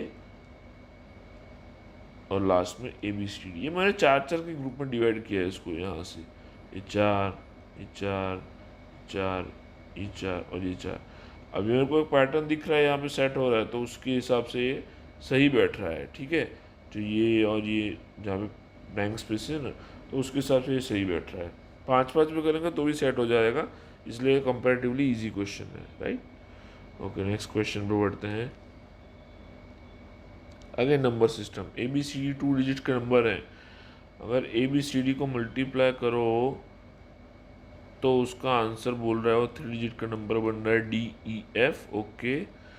और DEF को दूसरे 3 डिजिट नंबर में ऐड करो जो GH चाहिए तो 975 आता है। अब DEF में GH ऐड करूँगा तो वो बन जाएगा 975 और उसमें डेटा में ऑलरेडी दिया है कि डिस्टिंक्ट डिजिट्स हैं, सारे अलग अलग हैं, कोई रिपीटेशन नहीं है। ये 0 है और ये F 8 है, ये 8 है।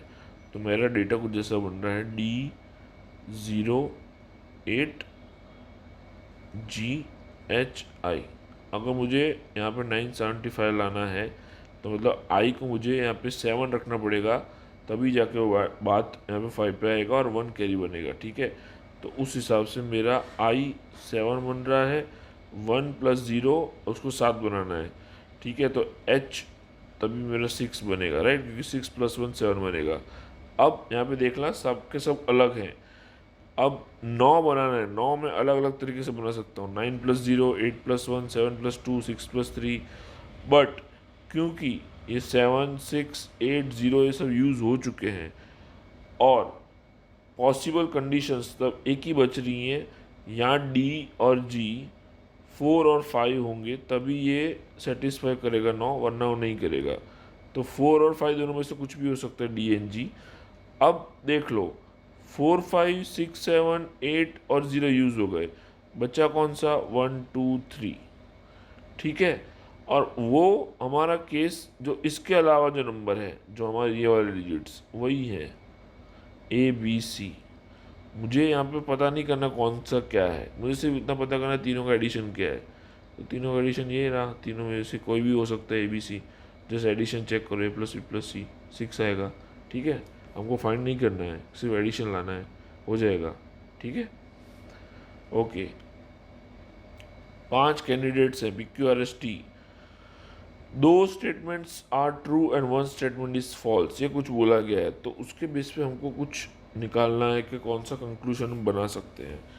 अब ये क्वेश्चन है ना थोड़ा लॉजिकल है, तो आप शांति से इसको सुनिएगा। One of P and Q was selected for the job, ठीक है, one of P and Q, P या क्यू में से कोई एक, R and S, at least one of R and S was selected for the job, पर ये false है। अगर it at least one of R S है वो सिलेक्ट किया जा रहा है, तो अगर वो गलत है मतलब कोई भी सिलेक्ट नहीं होगा, सीधी सी बात है, आर और एस दोनों सिलेक्ट नहीं होंगे। अगर एटलीस्ट वन है उसका गलत क्या होगा, रिवर्स, आर और एस दोनों नहीं है, ठीक है। Next is true statement, at most of two of R S T में से कोई भी दो सही है, ये ट्रू स्टेटमेंट है। पर हमने ऊपर ही देखा कि आर और एस दोनों नहीं है, मतलब टी जो है सिलेक्ट हो भी सकता है और नहीं भी हो सकता है, ठीक है ना। एटमोस्ट टू लिखा है पर उसमें से आर और एस तो यहाँ पे बोल दिया है कि सिलेक्ट नहीं होंगे इस स्टेटमेंट की वजह से। अब टी जो है वो जॉब के लिए सिलेक्ट हो भी सकता है, नहीं भी हो सकता, क्योंकि एटमोस्ट बोला है, ऐसे ज़रूरी नहीं है कि वो सिलेक्टेड ही है जैसे इसमें बोला गया है। तो फर्स्ट स्टेटमेंट के हिसाब से मुझको इतना तो पता चल गया, जो सिलेक्टेड है वो पी और क्यू तो है ही कन्फर्म। अब टी हो भी सकता है, नहीं भी हो सकता है, कन्फर्मेशन इस स्टेटमेंट में से नहीं है।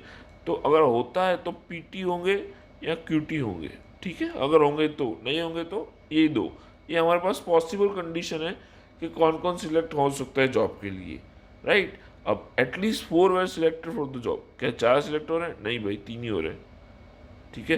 तो पहला तो नहीं बैठ रहा है, तो ये भाई फर्स्ट जो है वो यहाँ पे सेटिस्फाई नहीं कर रहा है। S was selected for the job, कहाँ है भाई, एस तो पहले निकल गया फॉल्स में से, ठीक है, निकालो उसको। तो क्या बन रहा है यहाँ पे मेरे हिसाब से option D, neither statement true. Okay, next, P Q R S T 5 statement है। अब अगेन ध्यान रखना है, थोड़ा लॉजिकल है, शांति समझना। पी ट्रू है तो बोथ क्यू और एस ट्रू है। अब शांति से सुनना, अगर P ट्रू है तो ये दोनों सही है, बट अगर P फॉल्स है तो कुछ बोल सकते हैं क्यू एस के बारे में, नहीं। P ट्रू है तो ये दोनों ट्रू है, पर अगर P फॉल्स है तो कुछ बोल नहीं सकते। Same way R and S, if R and S are true then T is false.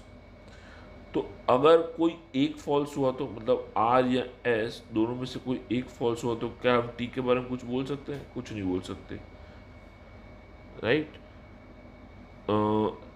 तो उस वे में ये स्टेटमेंट हमको कुछ इसके बारे में नहीं दे रहा है। या अगर आर और एस दोनों फॉल्स है तो क्या हम टी के बारे में बोल सकते हैं, कुछ नहीं बोल सकते, ठीक है। ये थोड़ी चीज़ें इसमें से लॉजिकल मैंने डिराइव की हैं, तो इस चीज़ों को ध्यान रखते मैं यहाँ पे कंक्लूड करूँगा इस स्टेटमेंट में से। अब कंक्लूजन वन क्या बोलता है, if T is true, T अगर ट्रू है तो at least one of P and R must be false.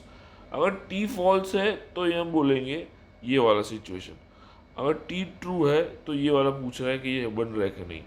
तो अगर टी ट्रू है, अगर टी ट्रू है मतलब आर या एस दोनों में से कोई एक फॉल्स होगा, दोनों भी हो सकते हैं, पर हम बोल रहे हैं क्या का एक फॉल्स हुआ तो। और अगर लेट सपोज आर फॉल्स है तो उसका तो हमको यहाँ पे पूछा नहीं गया है, वो तो हमको बोल ही दिया कि मस्ट बी फॉल्स, तो वो तो हमारा कंडीशन यहाँ पे बैठ रहा है। और पी के लिए क्या बोलेगा, और अगर एस फॉल्स हो गया तो, एस फॉल्स हो गया तो पी पी भी फॉल्स हो जाएगा, क्योंकि फर्स्ट स्टेटमेंट में बोला गया ना कि अगर P is true then both Q and S are true. तो उस केस के हिसाब से मेरा ये तो सही बैठ रहा है, ठीक है। अब if Q is true then P is true. अब ये देखो, Q is true then P is true, ये कैसे बोलूँगा भाई, मैंने अभी बोला अगर पी फॉल्स है तो क्या मैं क्यू एस के बारे में बोल सकता हूँ, नहीं बोल सकता हूँ।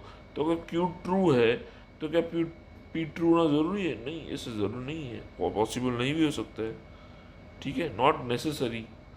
ये नहीं है, ये वाला है, ऑप्शन ए मेरे हिसाब से सही बैठ रहा है। चलो क्यूबॉइड का है, तो डायग्राम बनाना पड़ेगा 7x5x3 का। ओके, ये वाला केस, और उसमें भी 7x5 का कुछ कलर है, 5x3 का कोई कलर है, और 7x3 का कुछ कलर है। थोड़ा इसके अंदर मेरे को एक जस्ट कलर तो है नहीं इसके, मैं कुछ थोड़ा ड्रॉ करके दिखा देता हूँ। 1 2 3 4 5 6 और ये 7। ये 7 का बना, यहाँ 1 2 3 4 और ये 5। ये 7/5 का बना। अब 3 बनाना है ना 7/3 के, तो ये लीजिए कुछ ऐसे बनेगा क्यूबॉइड 1 2 एंड 3, राइट। इसको हम एक्सटेंड कर लेते हैं।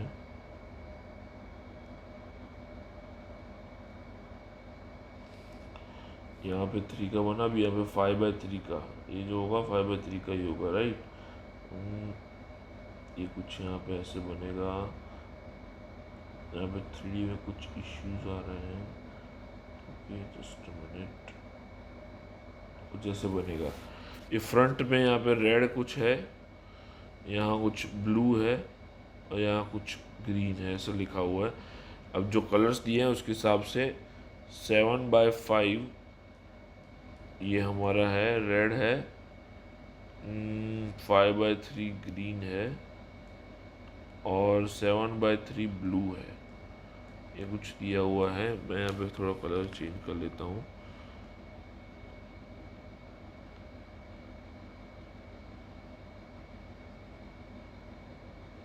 ओके, सो नाउ वो बोल रहा है कट करके उसको वेरियस क्यूब्स में डिवाइड कर देते हैं 1 सेंटीमीटर ईच को। There are exactly 15 small cubes with no paint on any face. अब अगर नो पेंट लगाना है तो फ्रंट में तो रेड है, यहाँ ब्लू है, यहाँ पे ग्रीन है। अगर मुझे नो कलर वाला चाहिए ना तो पूरी आगे फ्रंट रो यहाँ से निकलेगी, ऊपर से ब्लू वाली निकलेगी, यहाँ से ग्रीन वाली निकलेगी, सेम में रेड के पीछे वाले से, ब्लू के नीचे वाले से और ग्रीन के इस साइड वाले से, सारी जगह से कलर निकलता जाएगा। तो दो दो साइड अगर मैं निकालता हूँ हर एक से तो वो कुछ ऐसा बनेगा। ये मेरा ओरिजिनल मेरा कुछ 7 5 एंड 3 है। अगर दोनों साइड से दो निकाल दें तो 5 3 और 1 बन जाएगा। तो इवेंचुअली मेरे 15 क्यूब्स ऐसे बनेंगे जो नो पेंट पे आएंगे। आप जस्ट इसको 3D में इमेजिन कीजिए। तो उस तरीके से ये फर्स्ट स्टेटमेंट तो मेरा सेटिस्फाई कर रहा है, बट उसके लिए एक फॉर्मूला भी है n-2 n-2 n-2 करके, वो आप चैप्टर में ध्यान से देखेंगे तो पता चल जाएगा। और there are exactly 6 small cubes with exactly 2 faces, ऐसा बोला गया है। One painted with blue and other with green. ये ब्लू और ये ग्रीन उसके एग्जैक्टली 6 स्मॉल क्यूब्स हैं अगर 2 फेसेस को लिया जाए तो मैं अगर यहाँ से ब्लू ऊपर से और नीचे से और ग्रीन यहाँ से हटा दूंगा तो ऐसे मेरे जो फर्स्ट रो यहाँ से निकल जाएगी, यहाँ से दोनों साइड निकल जाएगी, नीचे से निकल जाएगी, तो मेरे सिर्फ ऐसे 4 ही बचेंगे। ठीक है, तो यहाँ पे 6 नहीं आएगा, यहाँ पे 4 आएगा। उस हिसाब से ये वाला गलत हो जाएगा, ये वाला सही बैठ रहा है, तो स्टेटमेंट 1 सही बैठ रहा है। ठीक है, उस हिसाब से यहाँ पे 3D इमेज के हिसाब से ऐसा बैठ रहा है आंसर। Okay, last question. ये क्वेश्चन बहुत इजी है देखा जाए तो, सबसे बड़ा स्पेलिंग अभी तक का। इनकॉम्प्रिहेंसिबिलिटीज़ को अरेंज करना है अल्फ़ाबेटिकली इन रिवर्स ऑर्डर में। आपकी सहूलियत के लिए मैं इसको जस्ट रिवर्स ऑर्डर में डायरेक्ट लिख रहा हूँ। आपको वहाँ पे कैलकुलेट करना था और चेक करना था कौन सा लेटर है जो वहाँ पे उसकी पोजीशन पे वापस आ रहा है।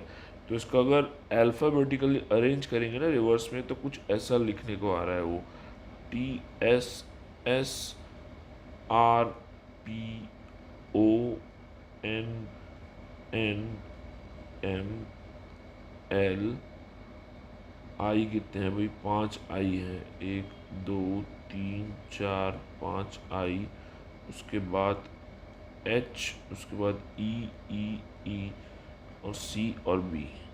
थोड़ा बड़ा है लेकिन ठीक है, इसको हर एक कुछ के नीचे रखेंगे और डायरेक्ट चेक करेंगे ना कि कौन सा लेटर उसी की जगह पे है। तो 2 आईज आपको मिलेंगे जो उसकी जगह पे हैं, तो उसके हिसाब से आई 2 बार मिलता है तो आंसर 2 बनता है।